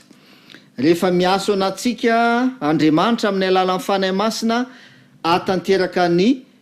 fikasana sy ny sitrapon'Andriamanitra. De zao ny voalaza Jona 2:15 sy 7:20 raha tonga ny mpananatra izay iraiko aminareo avy amin'ny ray dia ny fanahy ny fahamarinana izay mivoaka avy amin'ny ray dia izy no uvavolombelona hanambara ho Jesosy. Izy no uvavolombelona hanambara han Jesosy Kristy. fanay masina zany rehefa tonga izy no vavolombelona anambara fa toy zany le izy ao amin'ny andefa fito am'roapolo de ozy izy hoe ary anareo koa dia vavolombelona hanambara mazava be le fomba fiasan'Andriamanitra sy ny zavatra am'seo hoe ny olona anankiray rehefa nandray sy nanaiky lay fanamarinana zay omeny Jesosy azy maimaimpona amin'ny alalan'ny fahasoavana famonjena raisina amin'ny finoana ka nanaiky ny asa amin'ny fanahy masina zay voalaza teo hoe rehefa tonga ny fanahy faminanina dia izy no ampiaiky izao tolo zao ny fahotana dia tonga amin'ny fibebahana dia amariny Jesosy Kristy lay olona ary rehefa nandray le fanamarinany Jesosy Kristy izy de tanteraka amin'izay ty voalazy ty izy ny fanahy masina zo izy iraiko ho aminareo de ny fanahy masina no hanambara aho Jesosy ary anareo koa hanambara ahy ho Jesosy Kristy de tonga dia tanteraka avetrany lay tenin Jesosy any amin'ny asan'ny apôstôly toko voalohany andefa valo manao hoe fahazo hery anareo amin'ny ilatsaha fanahy masina aminareo ary vavolombeloko any Jerosalema sy Samaria ary hatramin'ny farantany ianareo amin'izay fotoana zay inona no asika amtinana azy etapany voaloha zay zay indrindra mantsy hoe ity asan'ny fanahy masina ity tena zava-dehibe satria voalohany indrindra aloha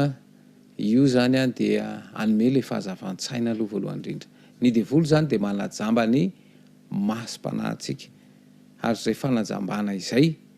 dia tsy hay anavana ny mety sy ny tsy mety ny azo atao satria any ma tsy ny tena miteraka olana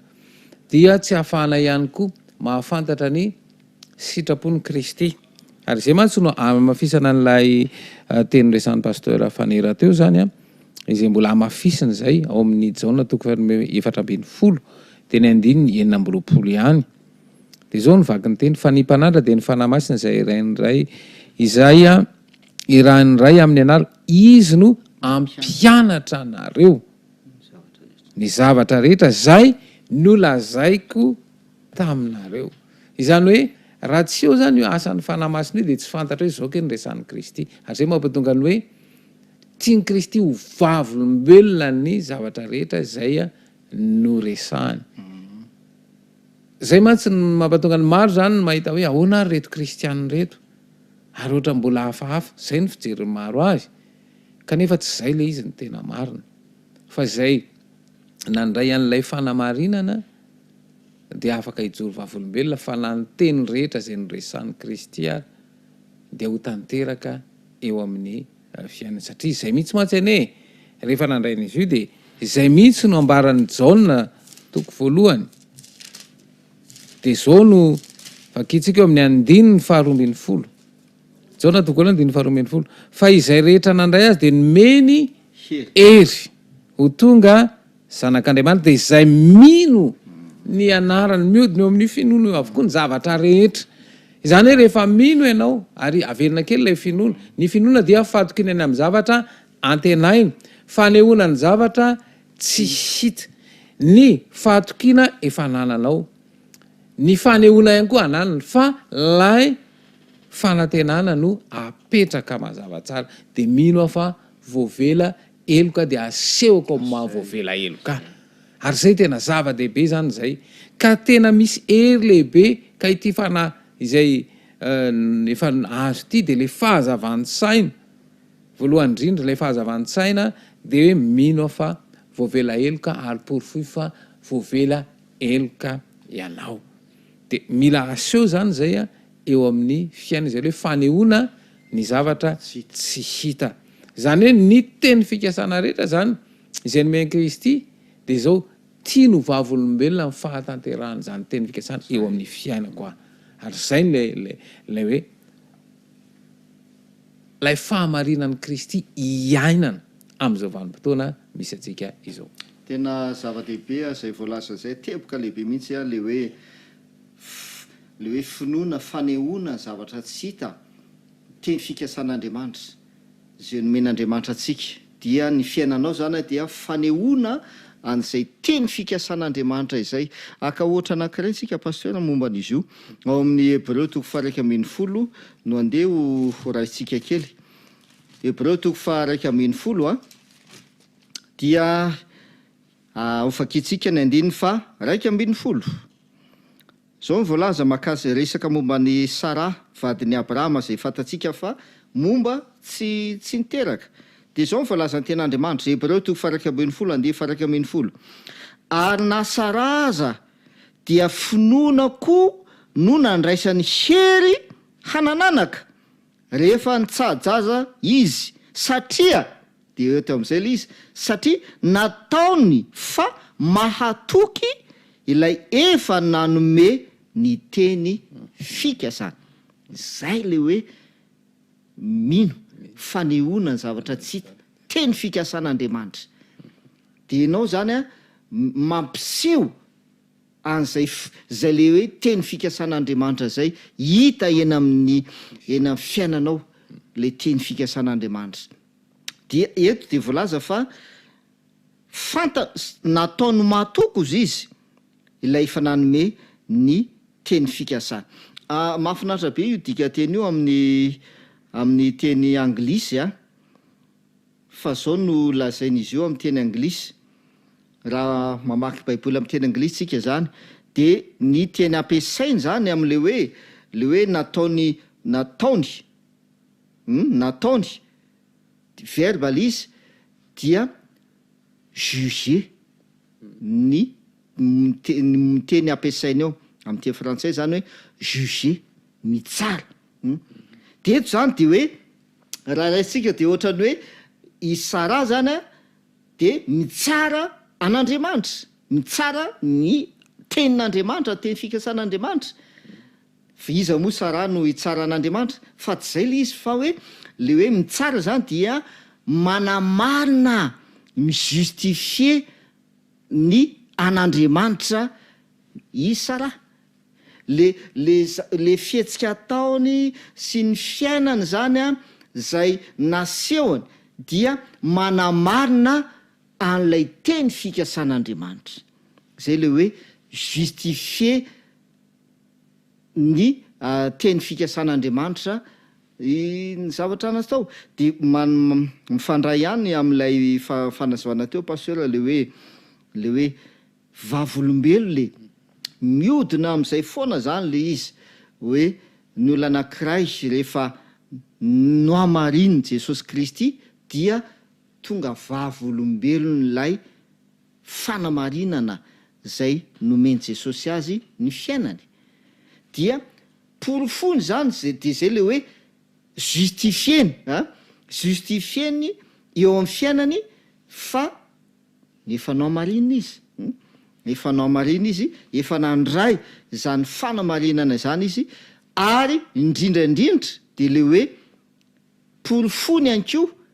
ny fahamarinan'ny teny fikasan'Andriamanitra. Fahamarinan'ny teny fikasan'Andriamanitra zay ninony de porofony ary asehony eo amin'ny fiainany izany hoe fahamarinan'ny teny fikasana. Ohatrany hoe milaza zany fomba fiainany na ny fitondran-tena na ny toetrany hoe tena marina le teny fikasan'Andriamanitra. Andriamanitra manome teny fikasana dia asehonao zany eo amin'ny fiainanao hoe marina tokoa le teny fikasan'Andriamanitra. De ohatrohatran'izay zany le zavatra miseho manodidina an'le fanamarinana, ny fanamasinana, ny asan'ny fanahy masina sy ny vokatra zay eo amin'ny fiainan'ny olona tsirairay avy. Andehantsika anaraka hira anankiray dia hiditra amin'ny tapany faharoa.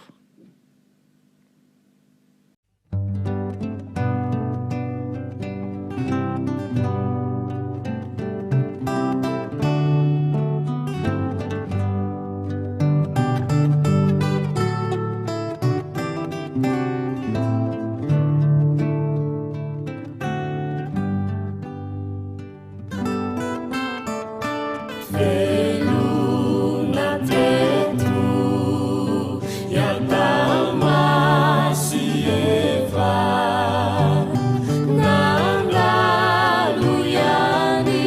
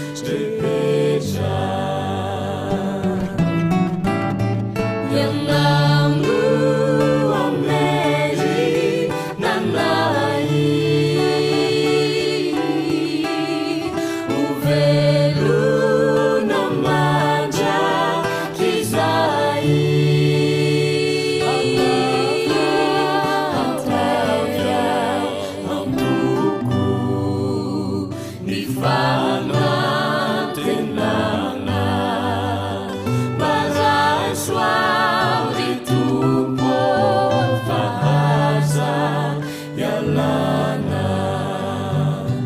ray soary tompo fahaza ialana.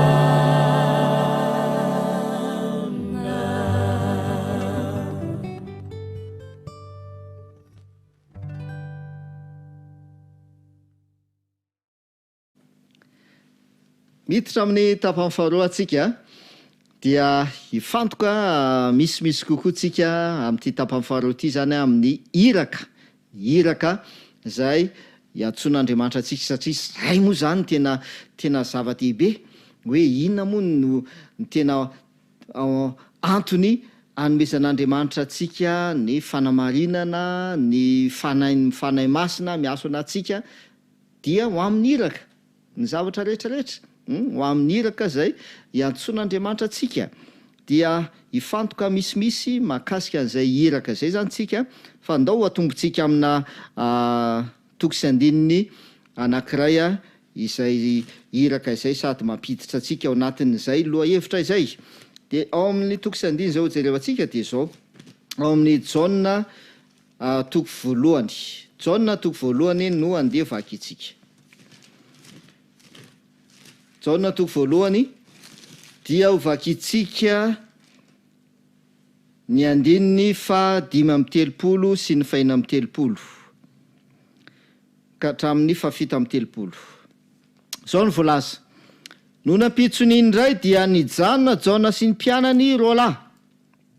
ary nijery an Jesosy nitsangatsangana izy ka nanao hoe indro zanak'Ondrin'Andriamanitra. Amafisina kely. Nijery an Jesosy de niteny hoe indro zanak'Ondrin'Andriamanitra. 7:30. Ary ireo mpianatra roa lahy ireo rehefa nandre azy an Jona mpanao batisa zany zay niteny manao hoe indro zanak'Ondrin'Andriamanitra dia nanaraka an Jesosy. De voalaza ao ambany eo fa i Andrea sy Simona izy io fa azavainy misimisy kokoa izy ao ambany ao satria miresaka irakatsika zany zao dia manome tahadalana atsika ny ten'Andriamanitra. De ao amin'ny 7:30 de zao ny voalaza. Andrea rahalainy Simona Petera no anankiray tamin'izy roa lahy izay nandre ny teny Jona. Miditra foana pasteur le hoe zay le hoe fahazavan-tsaina mandre ianao de azadintsika foana le efa nazavaina tany ano tany mahakasika an'izay le hoe ianao zany mila disposer tsara ianao zany ho ampiasainy fanahy masina ho sokafa ny fanahy masina ny saina sy ny zavatra rehetra ahafantatra ao izy. Ary lefa voalaza teo amin'ny Jona 2:30 hoe izy no ampianatra anareo ny zavatra rehetra. Eto zany dia sady nijery an Jesosy izy no nandre hoe indro zanak'Ondrin'Andriamanitra dia nanaraka an Jesosy. Dia rehefa nandre ny tenin'ny Jona i Andrea zany ka nanaraka an Jesosy ao amin'ny 7:40 am'izay de zao ny voalaza. Izy no nahita ny Simona rahalany aloha dia hoy izy taminy efa nahita eto koa de tsindrina tsara efa nahita ny Mesia izahay. Efa nahita Mesia izahay dia zay i Andrea no vao nitaona tany Simona hoe amin'ny Jesosy. De rehefa nahita ny Simona izy dia zay ny teneny tamin'ny Simona hoe efa nahita Mesia zay. De manamafy ihany koa zay le hoe vavolombelona lasa vavolombelona zany Andrea hoe efa nahita Mesia za efa nahita Mesia. De nitondra ny Simona izy ozy izy 2:40 dia nitondra azy hoany am Jesosy izy ary no nijery azy Jesosy dia fatatr'i Jesosy avy hatrany hoe ianao no Simona zay atao hoe Kefasa sy ny sisa. De amin'ny 7:40 indray de misy olo hafa indray zay voalazana eo. No nampitso dia te hiala ho any Galilea Jesosy ary nahita an Filipo izy ka nanao taminy hoe manarary. Eto indray zany de Filipo no natsony Jesosy. 7:40 ary Filipo dia avy any Betsaida tanànan'i Andrea sy Petera. ay mpiray tanàna i Andreas Petera zany mifakafantatra zany i Andreas iry Filipo satria mpiray tanàna. Andifa 5 rehefa nanaraka an Jesosy Filipo, inona indray zavatra nataon'ny Filipo? Filipo kosa nahita ny Natanaela ka nanao taminy hoe efa hitanay. Eo dia miverina foana, efa hitanay. Jesosy any io hitan'io hoe efa hitanay ilay nosorata Mosesy tao amin'ny lalàna sy nosorata amin'ny mpaminana dia Jesosy zanak'i Josefa avy a Nazareta. Ary hoy Natanaela taminy, momba misy zavatsoa va avy a Nazareta? Dia ho Filipo taminy, andeha izaha. De ny zavatra mahafinaritra koa pasteur mahakasika an'ity iraka ty zany efa namafisitsika izy io tamin'ny farany momba ny Petera sy Filipo, i Petera sy Cornelio ary Filipo sy letandapa Etopianina ao amin'ny asana apôstôly toko 10 de toko 9 de manazava an'izay fa eto de mbola mitovy an'izay ihany koa zavatra anseho satria Filipo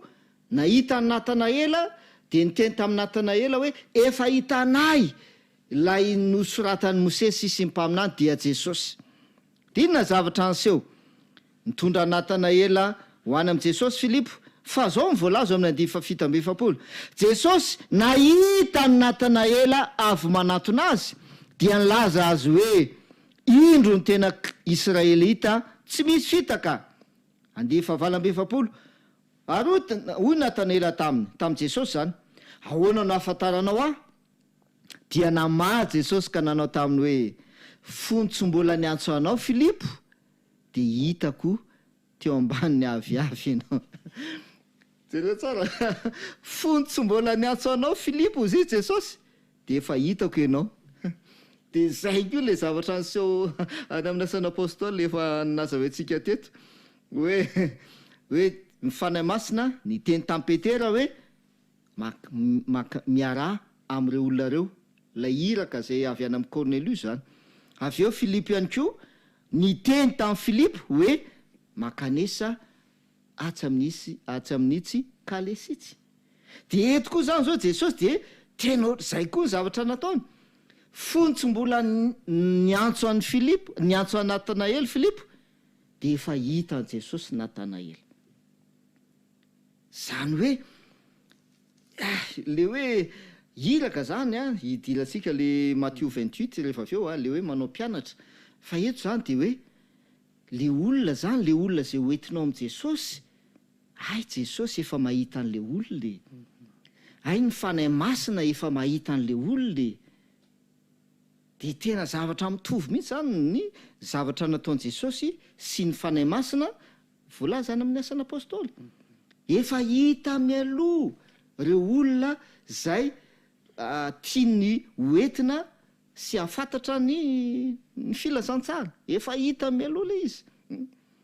Dia miasa amin'ilay olona, lay mpianatra zany Jesosy sy ny fanahy masina mba hanantona an'ireny olona reny. Raha ny tena marina aza le olona manantona ny tena marina. Ianao zany tsy hoe andeha vo hitady fa le ianao zany zay le nazavaintsika pasteur hoe ianao zany de mila mandre sy mila mahatsapa le fanahy masina miteny sy mitarika anao hoe atsy manatona anitsy sisy. Satria voalaza eto hoe efa hita an Jesosy mialoha kay le olona zay tiany hoentina eo aminy. Inona no azo ambara koatran'izay pasteur? Ya zay indrindra mantsy zany zao lay noresahana tamintsika teo zany de ny fomba nitsony Jesosy mpianatra na nionany tamin'ny mpianatra mivantana tamin'izay fotoana zay. Fa ny fisehon'izay am'izao vanim-potoana misy atsika izao. Zany hoe tsika tsy miaona mivantana amin'i Jesosy fa lay fahatsapana zay mihitsy nampatonga an Jesosy hoe ny famelan-keloka aloha. Satria rehefa voavela ny eloko ny mpanao satria io fahatsapana omeloka io angeny no manajambe ary mamesatra. Fa rehefa afaka izay de mazava zavatra misy. Andeha indray ohatra tsika mba azahoantsika azy tsara. ao atokantrano ao misy zavatra izay mipetraka mety efa 5 taona mipetraka atao fa tsy tsapanao tsy hitanao fa rehefa nisokatra zay de fa ahoana ary ty zavatra ty nefa teto atram'izay fa zao vao ary zay no mahazava-dehibe n'lay hoe lay fifoazana manokatra ny masim-panahy manokatra ny saina ary zay indrindra zany raha ty iraka ity mivantana io fa am'izao vanim-potoana izao dia misy hery omeny Jesosy manokana amin'ny tana an'ity asa ity am'izao vanim-potoana misy atsika izao de io resaka iraka io de ao amin'ny Matthieu 7:20 no ijerevantsika azy tena mifandraika amin'ny zavatra zay noresahan'ny pasteur fanera teo zany ity Matthieu 7:20 ty fa te tamin'ny andro mpianatra fa am'izao vanim-potoana iainantsika izao mihitsy de manomboka amin'ny 9:20 zany de zao nivaky ny teny ao Matthieu 7:20 ary Jesosy nanantona de neny taminy ka nanao hoe efa nomena any fahefana rehetra any an-danitra sy ety an-tany eto zany dia raisin'i Jesosy tanteraka ny fahefana fa nahoana moa no hoe izay satria rehefa nirahana anatanteraka iraka tety ambonin'ny tany Kristy izay ny zavatra naseho mivantana moa betsaka reo zavatra nao na ny fangagana izy na ny fanasitranana izy ary indrindraindrindra ny fibebana ny tena zava-dehibe nomeny voalohany indrindra satria raha ny teny zao de tsy ho avy antso ny marina fa ny mpanota mba ibebaka de zany hoe reny zavatra rehetrarehetra ireny zany aloha dia nomeny Jesosy mba atakarany olona azy fa ny vanim-potoana iainantsika kosa de tsy na fa ny fahazavantsaina omeny fanahy atakarany hoe ay misy zavatra ohatran'izao rehefa ao io fahazavantsaina io de eo atakarana am'izay hoe ay koa misy iraka zay ampanaovan'i Jesosy kanefa io iraka io de zao tsy za fa lay teny eto am'izay koa mandeha any ianareo izany hoe misy fahefana omeny Kristy ka raha miresaka ny fahefana io zany dia misy teny anankiroa amin'ny teny grika zany raha resany io fahefana io dia ny teny anankiray zany dia dynamis teny grika anankiray dynamis io avy amin'io moa zany natsinainy hoe dynamite iny zany le zavatra mirehatra hafanam-posiny rehetrarehetra izao iny zany efa nanany rehetra izy iny fa lay teny anankiray kosa antsona hoe exousia de izao io lay omeny Jesosy amin'ny tanan'lay iraka lay exousia fa ny dynamisy afaka manao daholo ny rehetrarehetra na izy nefa efa nomeny zay satria zay mantsy lay teny manaraka eo am'izay koa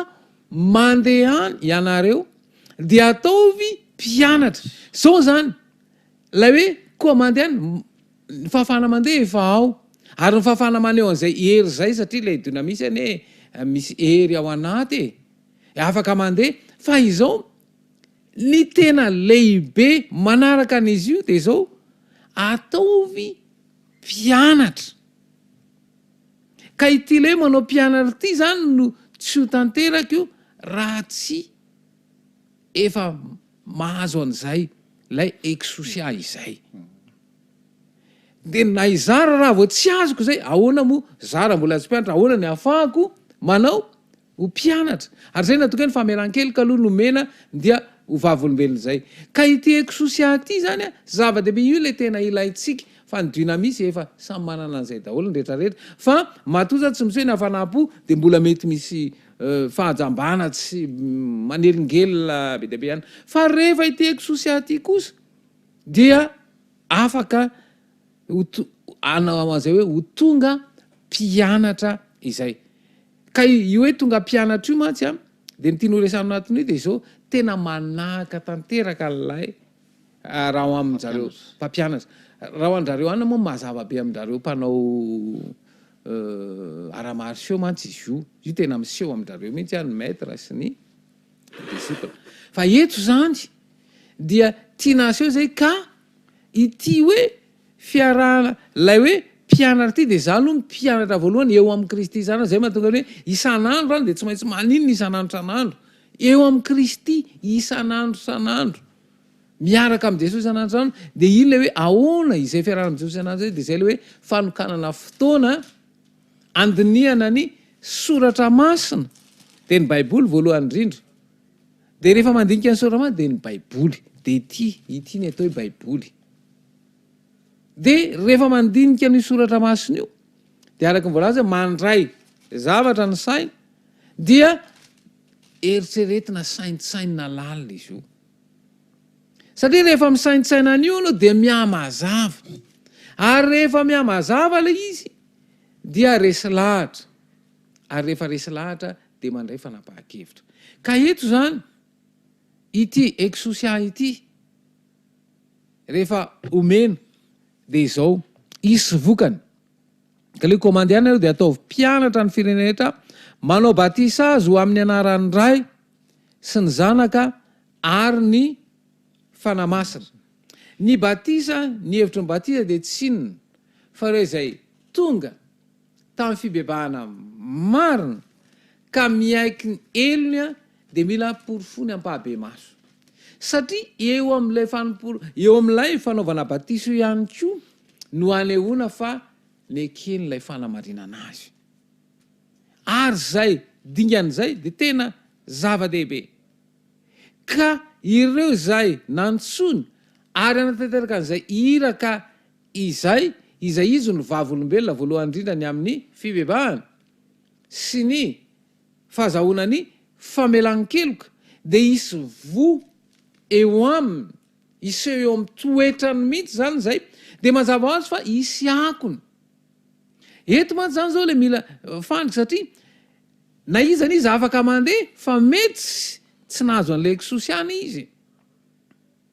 ary tsy afaka ho vavolombelonay mampianatra azy fa amin'ny alalan'ny fahaizany sy ny fahalalany sy ny zavatra rehetra zay ny anarany ary mitady karazana tahirikevitra maro samihafa anoalana an'izay fomba fanatanterana azy ary mety manana ny fahaiza-manao sy ny fa rehefa tsy ao lay fanahy tsy misy heviny avokoa izany rehetra izany ka zava-dehibe mihitsy zany ity hoe fanatanterana iraka ity zao mantsy ny toy ny teny manaraka de izao sady mampianatra azy hitandrina izay rehetra nandidiko anareo eto zany sady hitandrina zay rehetra nandidiko ana izy aloha lay izy aloha nandidina tadidio fa le mampianatra io resaka io fa matetika ma raha vao le hoe mandeha de izao lay mpianatra no everiko matateraka anio fa za le mampianatra tsy matateraka zay le mandeha zay fa raha nanao mpianatra ka izay efa lasa inona aloha mpianatra Kristy voato aninona ihany koa ampianatra ary eo zany hoe Kristy zany efa mahita an'lay fomba fanaonao zay ke nampatonga ny Petera le any amin'ny Petera sy Filipo zany hoe zareo ihany koa efa nisy fifandraisana manokana tamin'ny Kristy natao ary reny no tonga iraka fa ianao raha ohatra hoe tsy manana an'izany fifehezantena manokana zany tsy ho tonga mpianatra fa afaka mandeha fa lay tena mpianatra tsy ho tonga am'izay satria zay le hoantsony ary omena n'lay inona lay fahefana de le eksosia ahatonga no ho tonga mpianatra de eo zany mila hay tsara ny manavaka an'io satria betsaka no mitory ny filazany tsara mafana fo manana karisma sy ny rehetrarehetra fa ao ve lay ery zay omeny Jesosy anatanterana an'izay fa lasa miezaka de zao lasa mampiasa an'izao karazana zavatra be dehibe izao ary reny lasa mametraka ny tena hoe za zany tena mpitory teny kalaza ary tena manana ny karisma kanefa zao ao ve ilay fana lay fahefana izay omeny Kristy atonga rehetra ho mpianatra satria rehefa zay zavatra mitranga mantsy de izao izany afaka metraka ny fepetra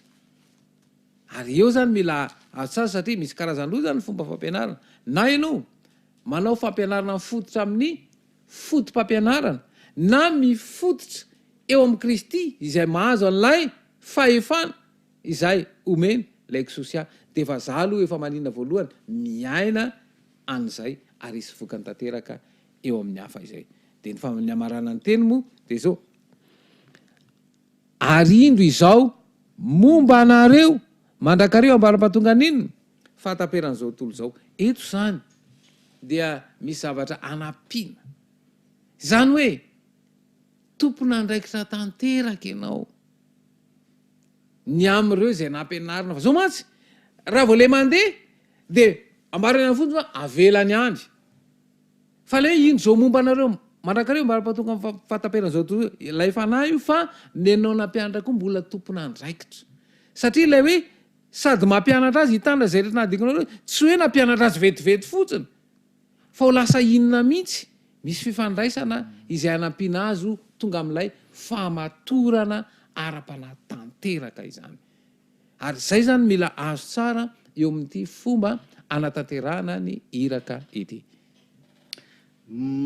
mana mafian'izay voalaza zay pasteur tena tsara fantatra mihitsy zany mahakasika an'izay satria indraindray lasa le dynamisme fotsiny le hafanampo mirehatra sisa zay miseho amin'ny endrika mahasamihafa moa zany zay le hoe hafanampo zay fa tena tia napetraka zany de le hoe nomena nanome fahefanantsika Jesosy hanao mpianatra ny firenena rehetra ary miaraka amin'izay nefa dia enao na izao mila tonga mpianatra Jesosy voalohany indrindra tonga mpianatra Jesosy de eo koa ny miditra le hoe amin'ny alalan'ny fanay masina neny atonga anao mpianatra satria voalaza le Jona toverana befolo le vakinao teo pasteur le hoe izy no ampianatra anareo ny zavatra rehetra izy no ampianatra anareo zavatra rehetra izy ny fanay masina zany izy ane le ampianatra de tsika raha ty ho tonga mpianatra dia miditra foana zany le asa fanay masina amin'ny alalan'ny ty zavatra ty tsy afaka mihitsy ary zay le hoe misy andala teny zay efa nivakitsika tato amin'ity tadalanty fiomana amin'ny ranorana farany pejy 110 de mazava be le voalaza amin'ny vakina tato hoe raha tsy misy ny fanahy sy ny herin'Andriamanitra dia ho velomaina ny asantsika haneo ny fahamarinana raha tsy misy ny fanahy sy ny herin'Andriamanitra dia velomaina ny asana haneo ny fahamarinana satria asa ny fanahy ny atonga atsika ho mpianatra ary mbola asa ny fanahy ihany koa no handehanantsika hanao mpianatra ny hafa ihany koa sy ny ampianatra hitandrina araka ny voalaza teo fa mazava be tsy amafitsika fa aka ohatra anankiray tsika ao amin'ny asan'ny apôstôly toko 4 de misy ohatra voalaza ao mahakasika amin'ny Petera sy Jona asan'ny apôstôly toko 4 de ovakitsika ny 13 de zao ny voalaza ary no nahita ny fahasahin'ny Petera sy Jona izy sady nahalala fa tsy mba mpahay lalàna na nampianarina izy roa lahy io le voalaza pasteur hoe ndraindray le hafanampo ty ampiseho hoe ohatran'izay zany hoe mahay mandateny nianatra tsy haiko hoe nianatra baiboly manana fahaizana sisa fa eto de mazava hoe rehefa nahita amin'ny fahasain'ny Petera sy Jona izy sady nahalala fa tsy mba mpahay lalàna na nampianarina izy roa lahy dia gaga izy ary inona nagaga azy de voalazany eo fantany tsara fa efa niaraka tamin'i Jesosy izy roa lahy zay ke zany le fototra an'izy fantany fa efa niaraka tamin'i Jesosy izy roa lahy efa niaraka tamin'i Jesosy mpianatra Jesosy ary efa tonga mpianatra Jesosy izy roa lahy dia nitory izy na mpianatra amin'izay izy de gaga reto olona reto ary le fahagagana tsy noho ny fahaizana izy mirahalahy satria voalaza ny eto tsara mihitsy ny hoe tsy mba mpailalàna izy izy nanampianana tsy no le faizana fa no le hoe efa niaraka tamin'i Jesosy. Zay no tsapany reto olona reto rehefa nampianatra sy nitory i Petera sy Jona. Fa ny tsy ambaratelo no izy mirahalahy dia voalaza amin'ny andininy fahavalo. Amin'ny andininy fahavalo amin'le asan'ny apôstôly tofevatra dia zao voalaza hoe ary Petera feno ny fanahy masina dia nanao taminy hoe ry mpanapaka ny vahoaka sy l'olona sisa manomboka mitory amin'izay Petera manazava. Ary Petera feno ny fanahy masina ao sisa. Zay indrindra mantsy n'lay hoe mila mitoetra. Ka le mitoetra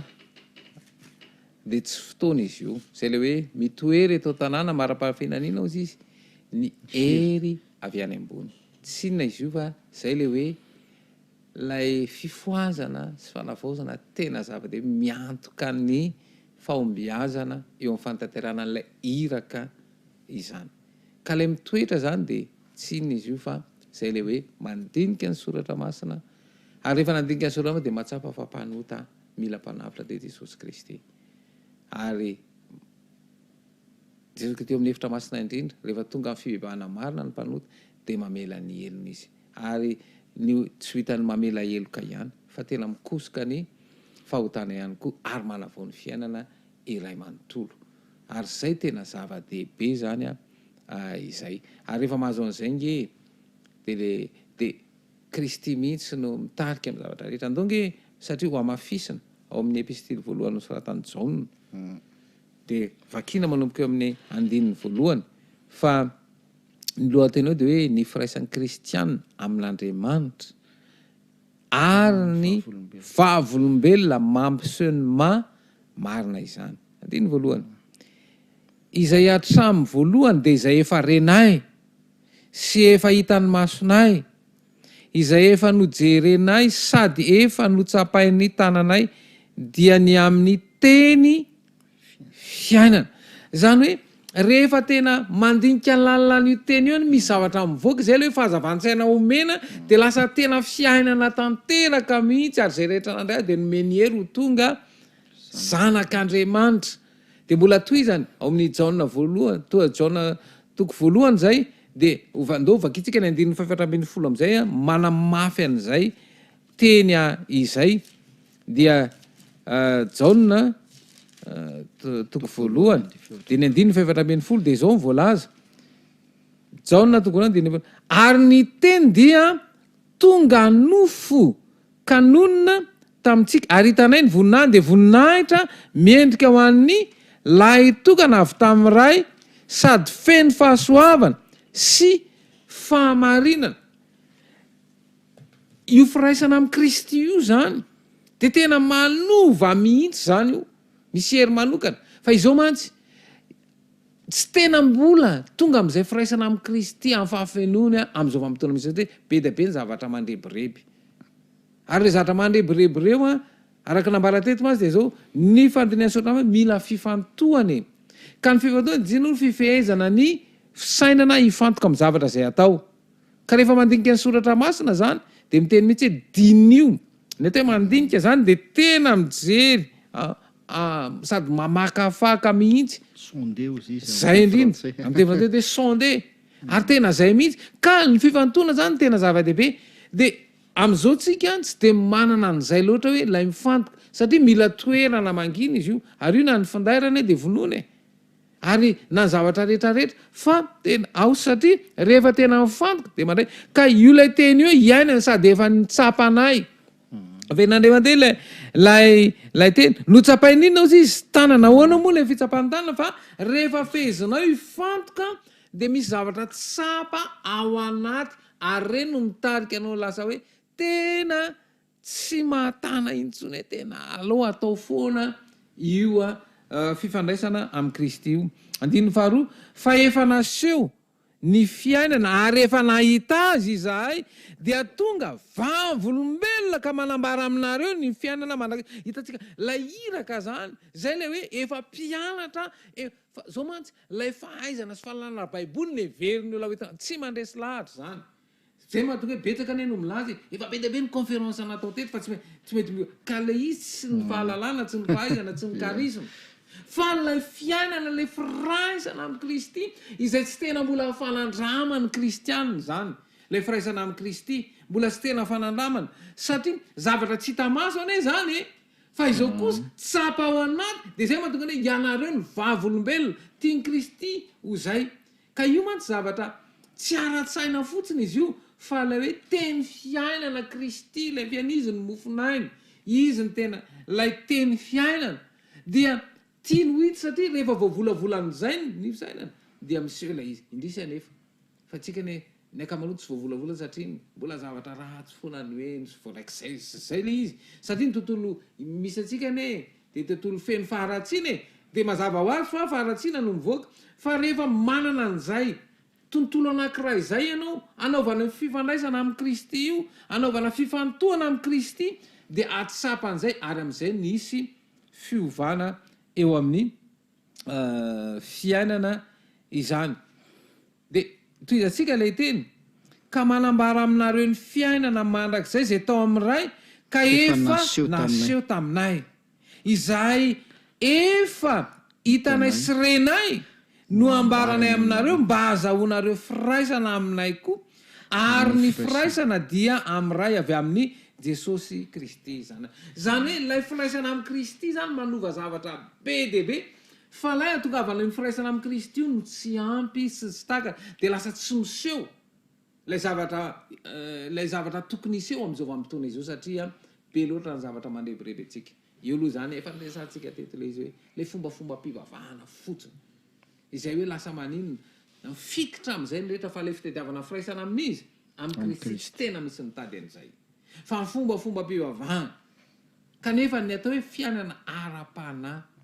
dia ny fahatongavana izay firaisana ao amin'ny Kristy dia maresantsika moa le hoe lay fanahy esprit mihitsy tonga amin'izay fa tsy le ao amin'ilay fanahy amy izay ny amina moa dia le filana dia ino no mbaiko ary ny filana iny le izao ary iny le mila resena ary reny karazana olana izay mitranga amintsika reny tsy olana izy reny fa amoanan'izay izao zay ka raha mbola miseho le izy dia tsy maintsy aseho foana zay mandrapatonga le izy tsy seho intsony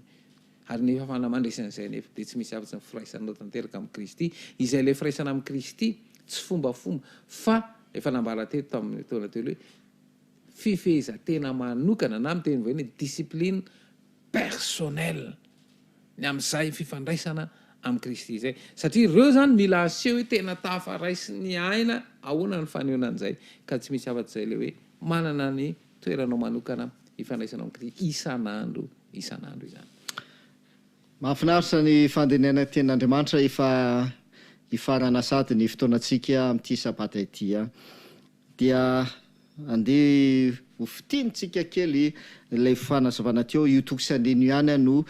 ezahantsika amin'ntinana azy mazava be ampifandraisika amin'le Mateo 7:20 zany le izy le hoe mandehany ianareo dia ataovy mpianatra amin'ny firenena rehetra manao batisa azy amin'ny anarana Ray sy ny Zanaka ary ny fanahy masina sady mampianatra azy hitandrina izay rehetra nadidiko anareo Jesosy ary indro zao momba anareo mandrakariva ambara-pahatonga fahataperan'izao tontolo izao dia ity Jona voalohany toko voalohany andiny voalohany ka hatrafahatelo ity no fanazavana an'izay dia mazava eto hoe zay zavatra efa hitanay renay nojerevanay no tsapahantananay ny amin'ny teny fiainana dia le teny tonga nofo dia tsy iza fa Jesosy no ambaranay aminareo ary tonga vavolombelona izay ozy izy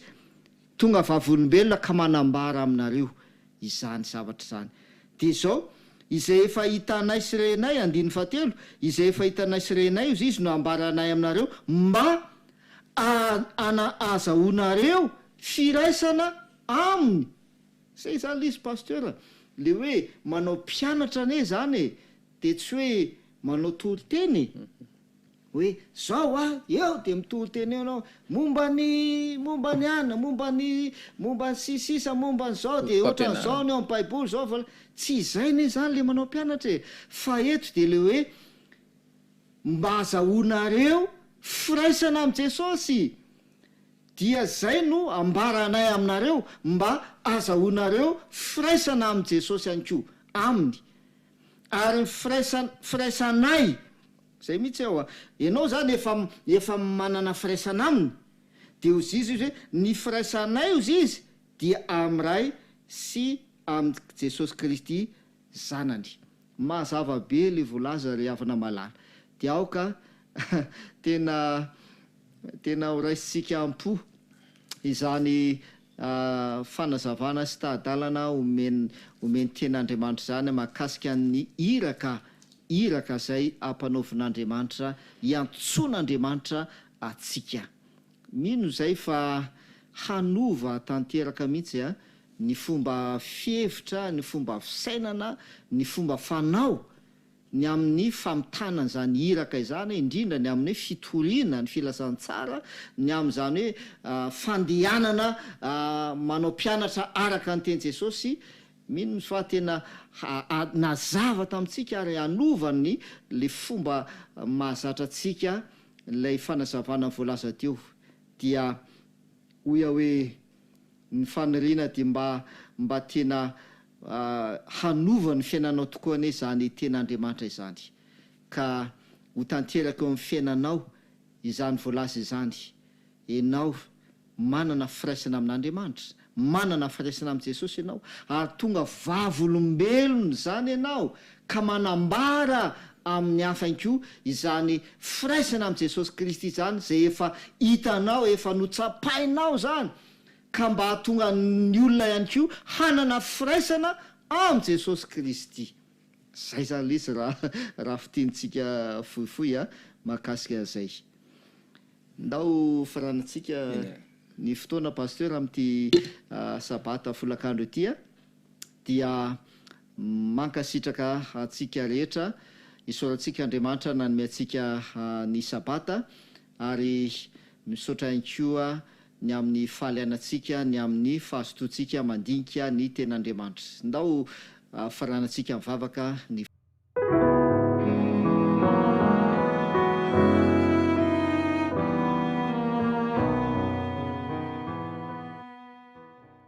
ivavaka isika rainay zay any an-danitro ianao lay raina aly lanitra sy ny tany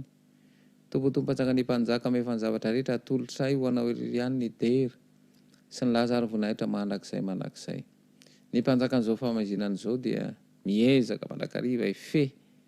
ny fisainanay ary ampibriko am'izany ny fahavalombary ihany eto am'ty tontolo ity ka mahatonga anay no tena treno ka tanina fona aminao zany ankehitriny mamindrafo aminay mamelany ka misaotranao satria afaka ambara amin'ny alalan'izao fahandaranay zao ny fahamarinana avy aminao izay angatahana voalohany indrindra ny fahazavan-tsaina mba hafahana mahafatra ny sitraponao anatin'izany ka hitondra fifoazana ho an'ny tsiraray avy izany ary andraisana fanapa-kevitra ho amin'ny fanavaozana ka iseo ny voninahitrao any amin'ny tokantrano tsiraray avy eo nivo ny sambatan'olona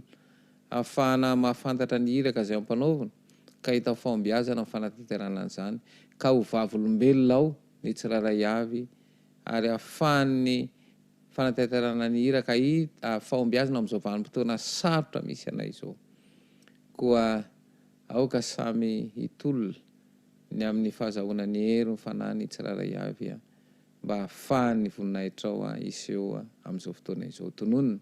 sy angatahana amin'ny anaranao jesosy kristy ny vavaka amen amen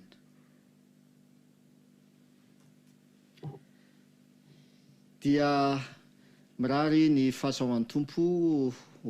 amitsika rehetra ary andriamanitra ny hitantsika araka ny teniny jesosy kristy hoe eno zao momba anareo mandrakariva ambara-pahatonga fahataperan'izao tolo zao ho amareny jesosy eo amin'ny fiainatsika tokoa ane zany teniny zany zay le voalaza ko le finoana fanehoana ny zavatra tsita fitokina amin'ny teny fikasan'andriamanitra dia ho fanamarinana an'izany teny fikasana zany tokoa ane ny fiainatsika tsiraray avy momba atsika tokoa ane jesosy kristy de ho hitatsika sy ho hita eo amin'ny fiainanao ane izany teny fikasana izany ho tanteraka eo amin'ny fiainanao ane zany teny fikasana izany miraso atsika rehetra amin'ny manaraka indray a toizantsika ny fandinena ny ten'Andriamanitra. Mandra-peona pasteur Rafity. Mandra-peona pasteur Fanera. Eny azy dia ny fiadanany tompony eo amintsika tsirairay avy. Mandra-peona tompoko.